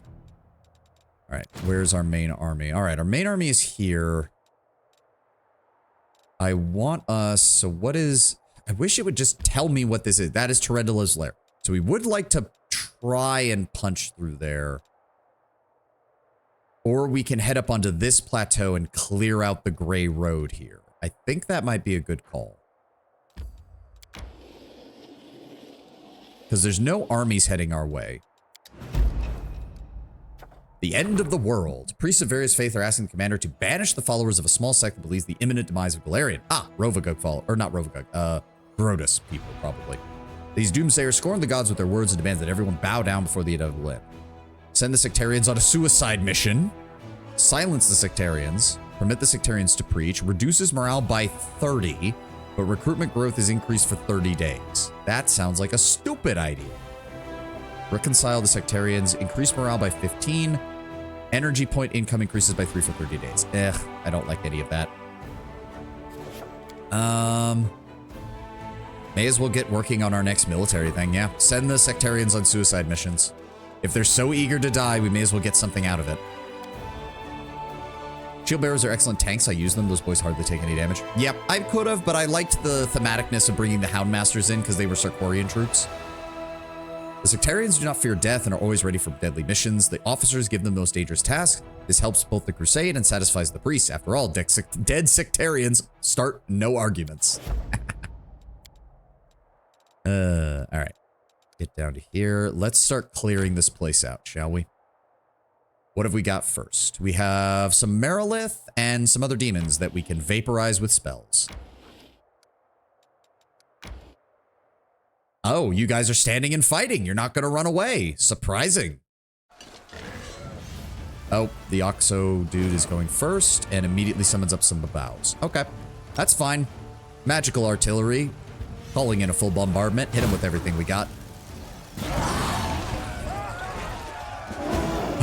Setsuna Shai, you and your battle mages continue to just lay waste to the entirety of the demonic hordes. Thank you. The enemy that the Crusaders ran into is not an ordinary horde of howling cultists and lesser demons, but a unit of deadly monsters skilled in battle. I mean, were they really? Were they really? In the bitter combat that followed, there wasn't. Crusaders discovered how dangerous an enemy can be. They all die to fireball. Now holed up in the soldiers' tents at night, they only talk of one thing: what new tricks to deploy in order to destroy the very powerful demons. There we go. We got another level up here. Oh, it's mostly spells. Dying is part of battle, I suppose. Power times power plus 5d6, which I believe is the same. It is the same as fireball. The main advantage with this is if we start running into enemies that are immune to fire. All units in the army gain +2 bonus to attack and initiative. This is divine spell. Restores power times power plus 5 times 2d8 HP to the target unit, which is good because right now we only have cure wounds. Yeah, that's basically double the effectiveness. Brimarax, yeah. Is that really the only one that's full on immune to fire? Because if so, then we really don't need to worry about it. I'd rather get Breath of Life and have a more powerful healing spell in case we run into something that actually deals damage to us. All right, who's next on the chopping block? A shit ton of those corrupted worms. Oh, they're gonna get our... Oh, please don't let them go first. Good, they did not go first, because these things have a long-range attack, if I recall correctly. It's good to have options. Yep. All right, fire support. Hit him in the rear. All right, that's good. Let's weaken them. Very nice. Sharpshooters, kill them. Oh, and they got a second turn. Fuck yes. Oh, they get to... Wait, they get to go every time? Oh, that just keeps going. And hit him with the magic missiles. Down they go.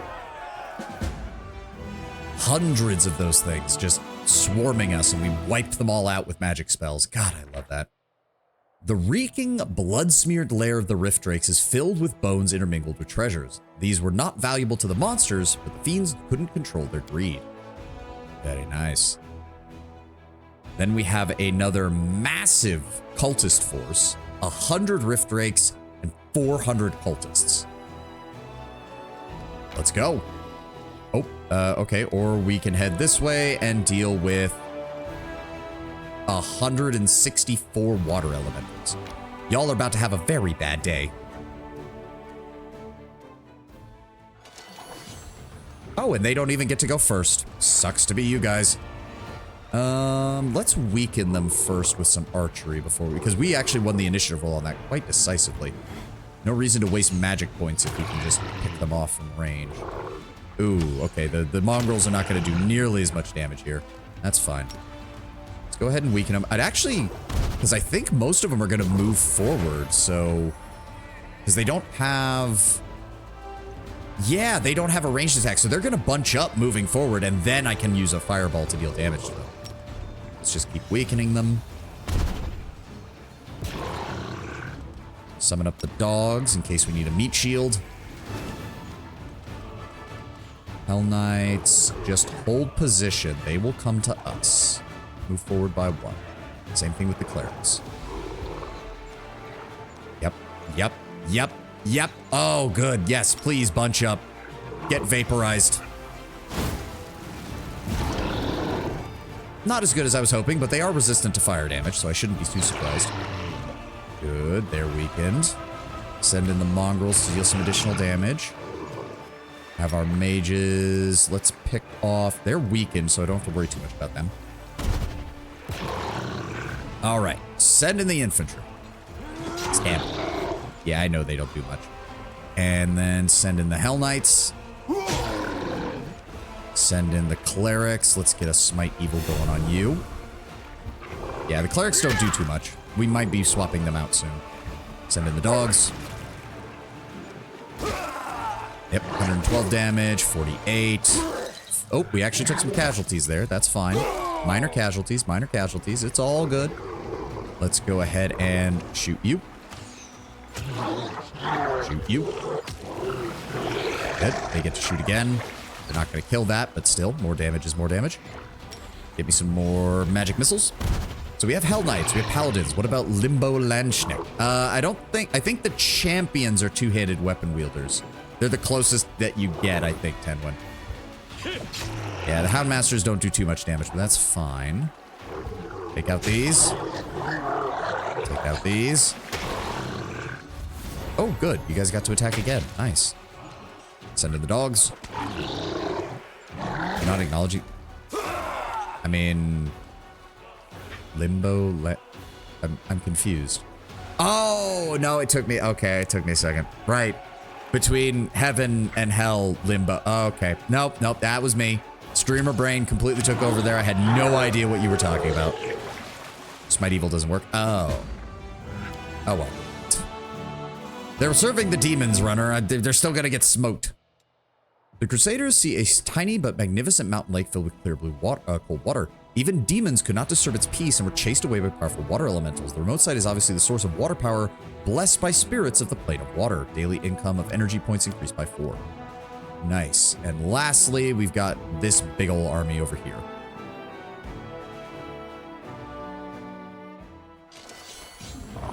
All right, another force of Rift Drakes. Let's go ahead and just... Scorching Ray. Let's just hit them with Scorching Ray right off the bat. Nah, Fireball. Take out the one in the lower portion. Pew! Goodbye. Weaken the Rift Drakes. And we got another shot. Perfect. Very nice. Weaken the Rift Drakes even more. Kill him. That'll allow him to open fire. That kills another 50 of those. And then we do this. Pew! I'd love to get some more sorcerers because I do think that they'll be able to do a lot more damage once we get their numbers up. But the game's still not letting me recruit any. Oh, yep, send in the Hell Knights, just dive on them. Sucks to be you guys, we don't even have to do anything now. We're gonna attack the Hell Knights and do nothing. Get sniped, idiot. 400 cultists and 100 rift worms, or rift drakes, or whatever the hell they're called. That was a sizable enemy force just wiped out. The Crusaders... Pardon me. The Crusaders discovered the secret lair of the cultists who fed the meat of the prisoners to a pack of evil drakes. The brood of monsters is destroyed, and their eggs, covered with rotten mold, are broken. 200 additional income per day. Nice. Alright. So we should be clear on this end, which means this, like, peninsula here is mostly safe. I think it does link up down here, but we can't get that far yet. There we go. Help from Queen Galfrey. The elite guard have arrived in Dresden. 12 paladins and 30 champions. Means, where's that army? That's our mongrels. There we go. We're going to want to link them up. There we go. Champions, paladins. There we go. Nothing else we can get here. Nothing else is reserved here. We don't need axe hunters. We are still waiting on this to get finished, but hold on. Religious Feast, Army, Command. Again, none of this really matters. None of these are very good. Or at least, I'm sure they're great if you have a build for them, but I don't have anybody who has a build for them. I don't need a short spear. Absorbs water from the target on each hit. On every 5th hit, it automatically casts the Cold Ice Strike spell in the direction of the enemy as a 12th level wizard. Whenever the wielder of this +2 speed short spear uses the Cleave or Vital Strike feat, the next attack against the affected creature deals an additional 3d6 sonic damage. Whenever you use Shield Bash, the enemy has to pass a fortitude saving throw or become vulnerable to cold. Resistance to sonic damage. +2 bonus on saving throws against sound-based effects. If someone attacks the wielder with sonic damage, the wielder makes a reflex saving throw for sonic damage to echo from the shield, dealing all enemies in a 10-foot area 3d6 sonic. That's pretty cool. Just, I don't have anything that matters for. And quite frankly, I'd rather save up my material points because we still have a lot of fortresses that still need to get buffed. And the second we get this done, I want to be able to upgrade it immediately. All right, we're going to regroup here. Treasonholm is now... should be secured. There is a big army there. If we could get over there, that'd be great. Failing that, I don't think we can get up here yet. The only other place we could go is down here, which I do need to clear out because we do need to get access to Tyrendilev's lair. I don't even know how to get to this guy. What even is he? Oh, just more undead. We mainly need the ones that'll give me, like, extra stuff. Claws of the Sacred Beast. Maybe? I mean, we can start making our way this way, I suppose. There we go. I suppose what I also should do... How much did I build up here? Because this is going to be a main forward operating base. Yes, okay, so it is properly built up. As soon as we can get that upgraded, we're going to do it. The arrival of Yakir Ankale. Oh. Oh, Yakir. I'm surprised. Didn't realize you were here.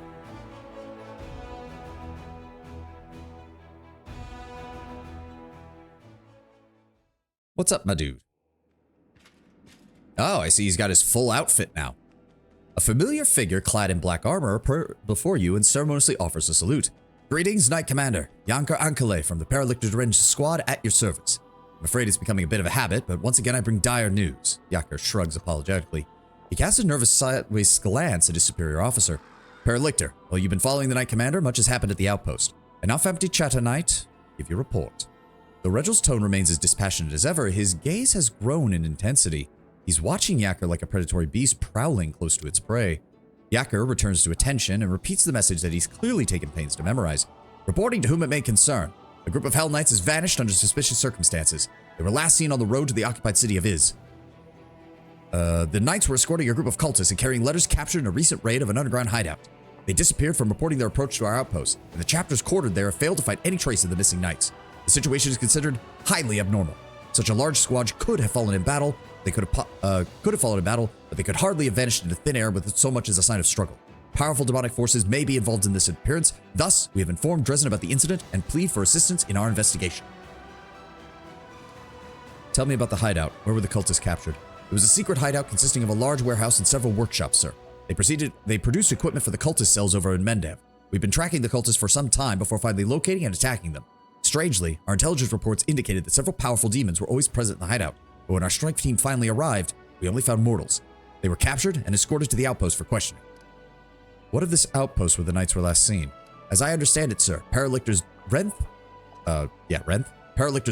Tai, and Deothan informed you of the outpost during their visit to Dresden.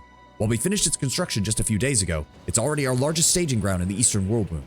We have a small permanent garrison station there, and we use it as a resting area for the rest of the Hell Knights involved in the various expeditions. I'd be honored to assist. We'll take care of it. Regil waves Yakir away, then sets his pale yellow eyes upon you. I suggest we visit the Hell Knight outpost as soon as we can. I suggest you treat this incident as seriously as possible. It might have unexpected consequences, Commander. Well, that sounds ominous. Thank you, Regil. Let's get to work on that then.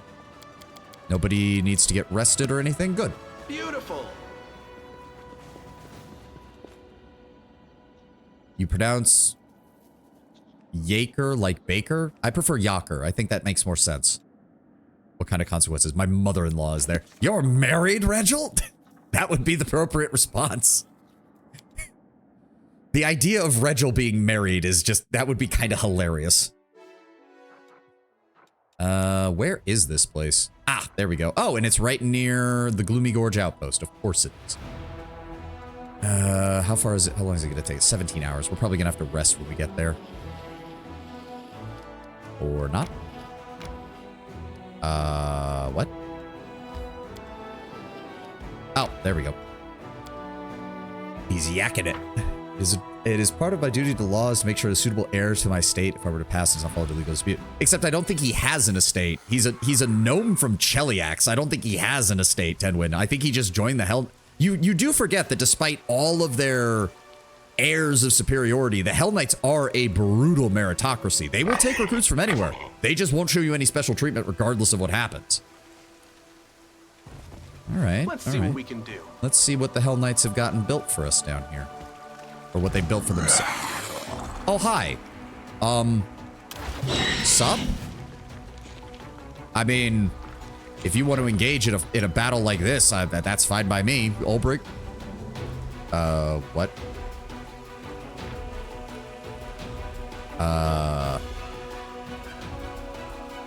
Okay, the game has broken. Thank you for the autosave, game. I appreciate that. I have no idea what just happened there. I think we completely fucked over a cutscene or something. So hold on. Let's try that again.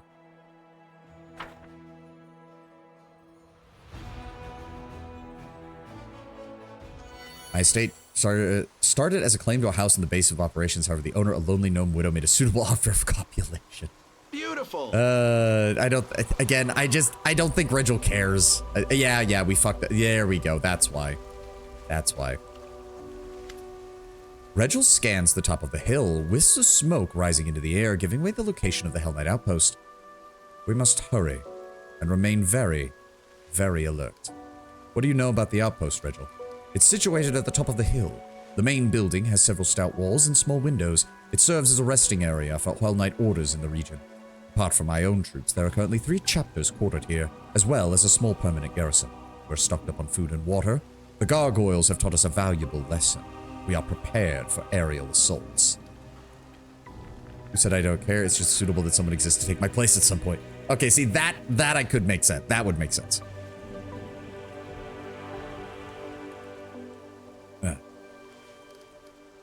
Do you have any ideas about what could have happened to the missing squad?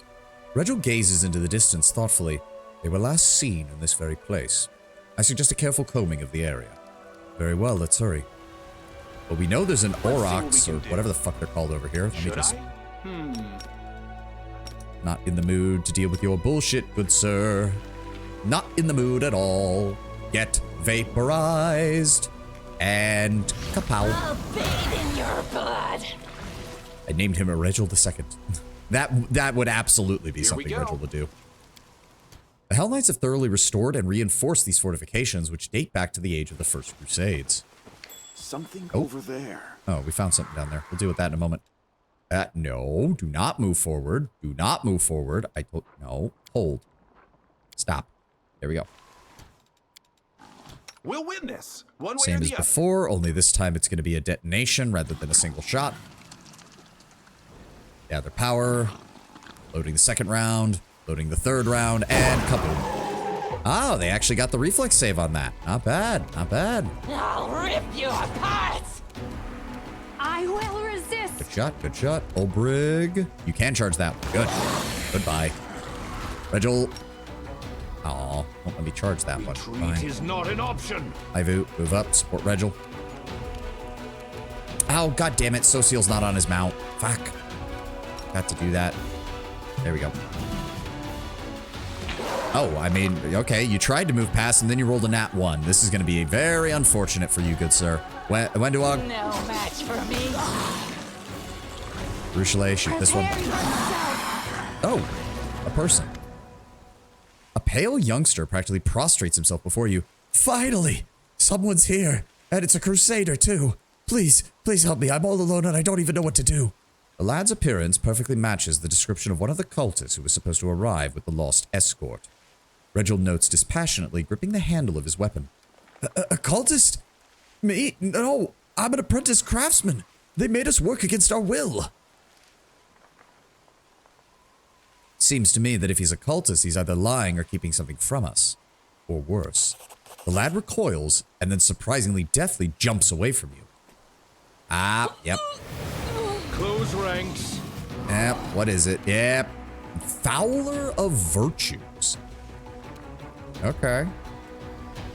Unfortunately, he's going to get a turn really soon. Regil, move Kneel in. before me. Good damage, good damage. Wendu. They'll Blender. beg me to stop. Get fucked. One less demon. Splendid. Regil nods to himself. It could be that the captured cultists were possessed by demons, and they assaulted the knights when they thought the moment was right. There's no harm in taking pity on the poor wretch, even though he proved to be a tool of enemies. There's nothing bad about feelings there. Okay, on the one hand, yes, On the other hand, that's not what Regel's talking about. A reasonable assumption. Let's see what else we're able to find out. I must commend your shrewdness, Commander. You would have had it rough if you hadn't unmasked that demon. We must verify the claim that the knights returned to the outpost. Move out. I can handle it. The gates are wide open, and there are no signs of weapon damage, claw marks, or any trace of magic. There's also... that's the God Claw symbol on the top there, so I guess Regel's boys are in charge of the actual garrison. Very suspicious, yes. Is that basic military equipment? Beautiful. Okay, before we go any further, there was that perception check we succeeded on down here. Let's go grab whatever's down here first. What is up here? Hey. Scale mail, crossbow, javelin, Grand Owl of Wisdom.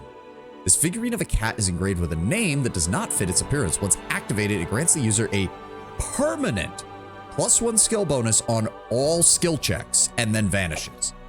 Okay. Let's see what we can do. Okay, mechanically, the best person to give that to would be Nenio, because Nenio has the widest variety of skills. But I also barely use Nenio, Here we go. so... we're gonna hold on to that for a little bit. Oh. What is here? Regel? What you looking at, buddy? The Hell Knight outpost is still shrouded in silence. The 3 chapters seem to have simply vanished, leaving only the pillars of smoke rising from their fires to testify to a recent presence of the living. It doesn't seem to unnerve Regel in the slightest, and he dispassionately scans the empty camp as if waiting for something. See, I want to up the music. The music is really good in this game, and I really... a little bit higher. There we go. I hope it's coming through all right. Yeah, see, like, I love the little tidbits they had with the music. Oh. Breaking the prevailing silence, a sudden musical laugh sounds harsh and almost sinister. Knight Commander, we've been dying to meet you. Please come. Don't be so sullen. Come on over and have a little rest after your journey. That's +8 to my main character. Gonna get it after stream. Nice. You can always stab me or hit me with a spell a bit later if you feel like doing that, of course. Arushale narrows her eyes. Karanda. Arushale, my dear. You found yourself such a charming friend. Come on over, don't be shy. The demon gestures invitingly. Arushala's eyes are wide with worry. Careful, Sofan, this is Karanda. She's my acquaintance. She's dangerous.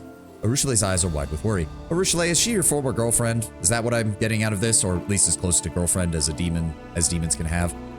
Ivu looks around more timidly. So scary. Let's grab the tasty treats and find a place that isn't scary, please. Ivu looks around. What an arrogant, talkative demon we've got here. I can see you've made yourself quite at home in our camp. Oh, and what have we here? One of your black-armored blockheads? Oh, please do join me and the commander for a little meal. Surely the mighty Hell Knight isn't scared of a little temptation. The demon bats her eyelashes innocently. Oh, they be fucked. Yeah, they probably... well, remember what Arushale said. There's no such thing as, like, normal sex among demons. It's all... technically, by definition, it's all some form of rape.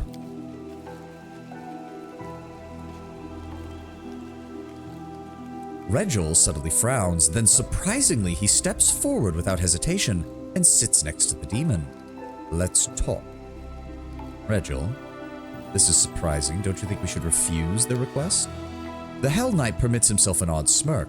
Sometimes it is useful to know your enemy. You know, my friend over there enjoyed a lot of paperwork. What kind? A lot of scissor work. Competitive. Yeah, that's putting it mildly, runner. Why is the camp deserted, demon? Karanda. My name is Karanda. And as for the camp's inhabitants, well, that's a long story. Please sit, Commander. We have much to discuss. Fine. Let's talk. The demon claps her hands joyfully. Oh, Commander Savad, you have no idea how eager I was to meet you. How quickly I got here when I discovered you were coming. Do you feel at ease talking to me in this shape? Because I could always slip into something more comfortable. With a snap of her fingers, Karanda becomes a gold-haired, bright-eyed young man, dressed in the white of a Serenrayan cleric. I can look like this, so likable, so trustworthy. Or if you prefer, this is one of my favorites. It's driven so many crusaders out of their minds. The demon's playful pose oddly clashes with the strict and upright appearance of Queen Galfrey. Companion Succubus can't write the name of, you have no idea how much you paddled my ass with the Yowie paddle. Aru, just use Aru if you need to remember Arushale's name. Just A-R-U, Aru. It's close enough. You never played GG reference? A bit. The very charming Stop the Farce demon. Oh, Sir Knight, don't tell me you're bored with yourself. Every soul must feel something to get their blood pumping. Some are driven by avarice, others by lust, many others by envy. If you think you've managed to shield yourself from every vice and every flaw, well, quite frankly, that just means that you're blind, and your vice is the greatest of them all. Pride. You said you knew I was coming. How? The demon looks astonished for a moment. Did I? Well, we all have our sources, Commander. Perhaps I'll tell you about them, if we can establish a certain friendship. Are you here to preach at us? Or do you actually have something meaningful to say? The demon's expression grows serious. I apologize for the frivolity, Knight Commander. It's so hard to restrain myself. I blame the Hell Knights. Honestly, no denizen of the Abyss could torture them as thoroughly as they punish themselves. But on to business. I have a rather unusual request. I'd like to become a crusader, and before 1,001 objections escape from your mouth, think of this. Your fame precedes you by quite some distance. They speak of you even down in the Abyss. We've never encountered anyone possessing such power. It's all so exciting.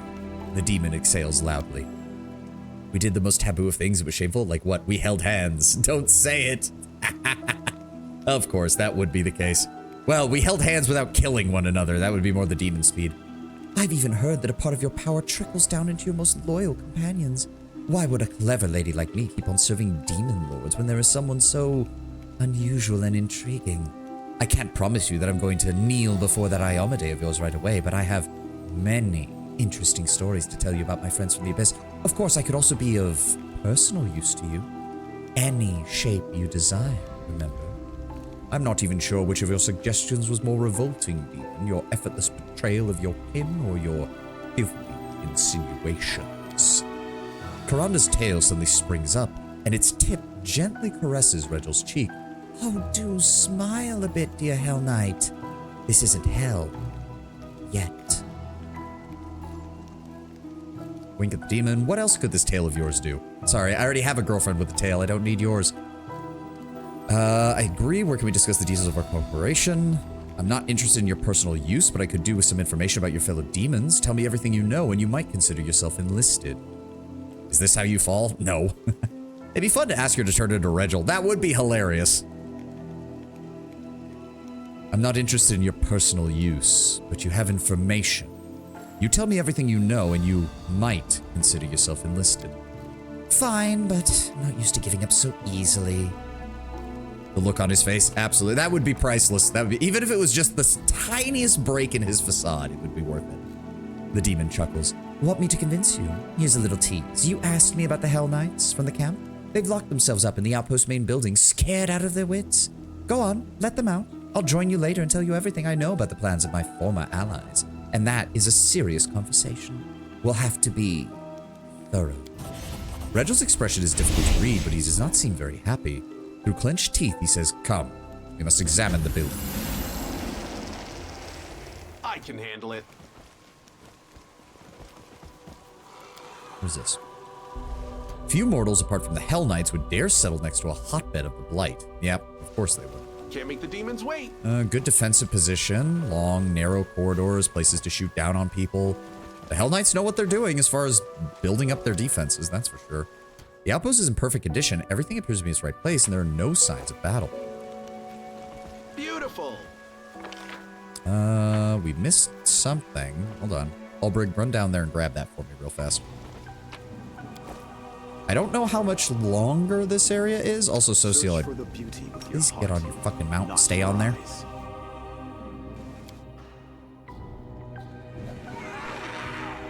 Hell Knight, Hell Knight, Hell Knight.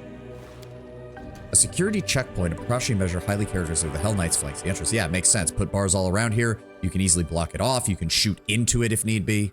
Let's see what we can do. A man wearing the black armor and full helm salutes you with his sword. Knight Commander, you've rallied to the defense. We were forced to retreat under the onslaught of the demon Karanda and her lackeys. We held position as long as we could, but we were sure to perish without outside aid. He then adds in a hushed voice, we have many injured. We'd appreciate some assistance. We hit the wounded in the back of the outpost so the demons wouldn't reach them as easily. Reginald remains silent and calculating as he studies the knights. I was told there were 3 chapters quartered here, yet your numbers are sparse. Where are the others? Unfortunately, most retreated prior to the attack. Had we stood at full strength, we wouldn't have let them trap us here. That's not how Hell Knights operate. What the fuck are you talking about? I just exposed and killed a demon who possessed someone. How do I know that none of you are affected in the same way? You can use defensive spells to be sure, the knight offers without hesitation. Those possessed by demons cannot cross magic circles against evil, for example. Why did you use Boar for Social? Tank. Again, I'm not very good with building Cleric's Runner, so I looked up a guide for him, and this was what they suggested, so I just went with it. Also, there is something kind of... There is a certain level of poetic irony that he's a cleric of the goddess of beauty, and he's riding around on a giant boar. Although I'd like to imagine that if Social had a giant boar, he would take good care of it. It would be the cleanest boar in the army.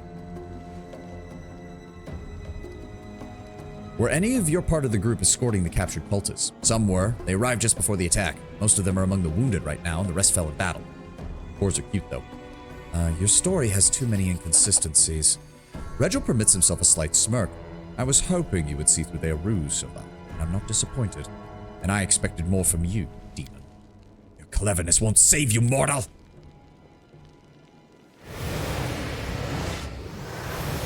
Yep, shadow demons. No surprise. Oh, and more of it. Oh, why do they get to go first? They're all targeting me, aren't they? They're all targeting me, aren't they? Shadow demon. Ulbrig. Who's the next one? Angler of Vices. I'd appreciate it if you dove him, please. And he missed a bite, which means he fucking God damn it. Arushale, give me... Quickened Hurricane Bow. Let's up your damage and shoot him. Cessna, guide my hand. Still not doing that much damage. That is unfortunate. Alright, fine. I've got Burn to spare on all you motherfuckers. Drop that fireball right there. There we go. 1 down. Damage to the rest. Wendu, take this guy out while he's weakened. Perfect. Thank you, Wendu. Good job. Regil, get in here and block him off. Ring of the Mad Duelist, run in. Good hit. Oh, there's an entire pack of succubi. And they're dealing strength damage. That's not good. Social, we need meat shields. Block off those succubi from getting any closer.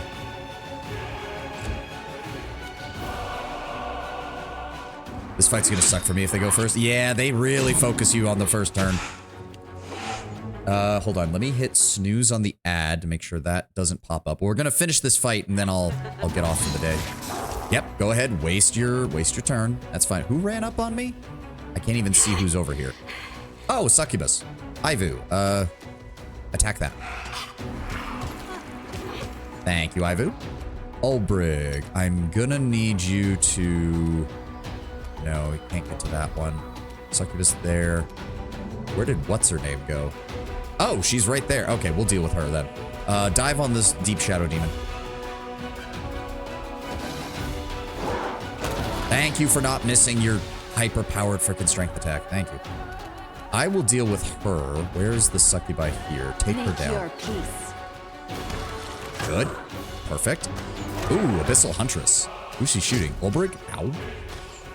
That's fine. Sword is on. Turn that off. Turn that off. Let's just go for the Empowered Strike. And can we target her, please? There we go. We're up. Goodbye. Wendu, move up and support. No match for me. Good hit. Good hit. Regil. Target her. Move in. Ring of the Mad Duelist. Smacked. Send in the undead. They're not going to do much except to draw fire, but that's all I need them to do. Be gone, Social. fiend! Good hit. Good hit. Holy fire to answer your question. Did I ask a question? I don't remember asking a question. Olbrig, can you dive on her? Yes, good.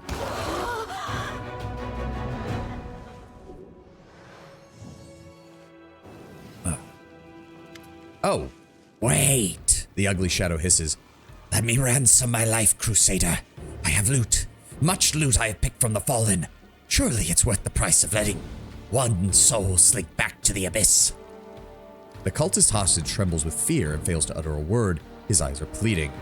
Yeah, no, you're a shadow. First of all, you're a shadow demon. Second of all, you're using a cultist who we know was supporting you as your meat shield.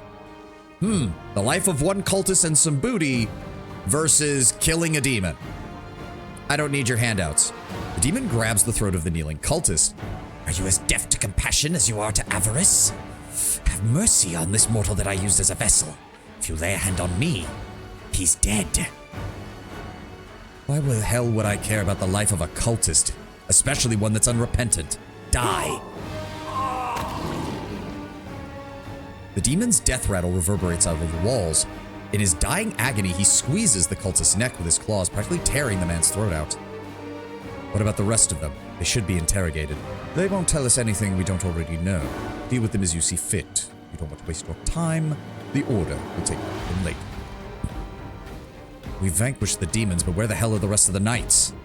Reg will cast a stern glance in your direction. Take a look around. If you think it best, then we must leave. It's time. Alright. Veranda, chainmail, and a scroll of faith. The cultist had the hasty eradicator. Allows the wielder to make 2 additional attacks during a full attack action. Well, that's going on, Woljif. Holy shit.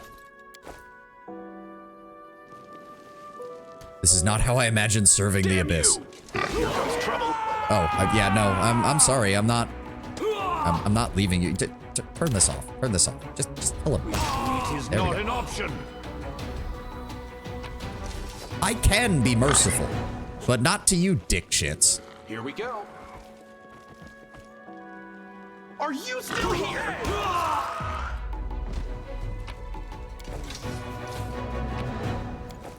I can handle it.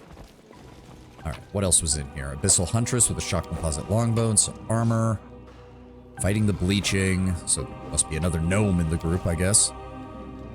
And that's gonna be it as soon as I unlock this. Ooh, Demon's Blood, nice. A heavy mace, the Sunstroke.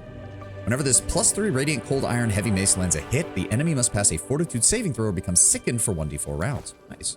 I do believe that's everything in here. Yep, so that's where we're gonna call it for the day. We'll find out whatever Regil is going on about when we get back. So, quick point out. So, let me see if I've got this right. So, there's not going to be a stream on Saturday, most likely, unless something massive changes. Again, I'll keep you guys updated. We're going to be doing a Friday stream, as per usual, probably longer than the normal 4 hours. And then Thursday is the one that's still up in the air. I might be able to do an extra stream on Thursday before I take my vacation starting on Sunday. We will see. It might be a very last minute thing, depending on if I can get the thing that I need to get done handled in the morning. So again, play it by ear. Hopefully I will have an update for you guys relatively soon. So thank you all for joining me. Thank you all for being here. We're going to have to call it here for today. No raid today. Got to get going. Have a glorious rest of your day. And I will hopefully see you tomorrow for an extra stream. If not, I will absolutely see you on Friday. Have a good one, guys. And thank you to Runner for being here and for being so active in the chat. It means a lot, man. Thank you so much for being here. Have a good one, guys. I'll hopefully see you tomorrow. Bye-bye.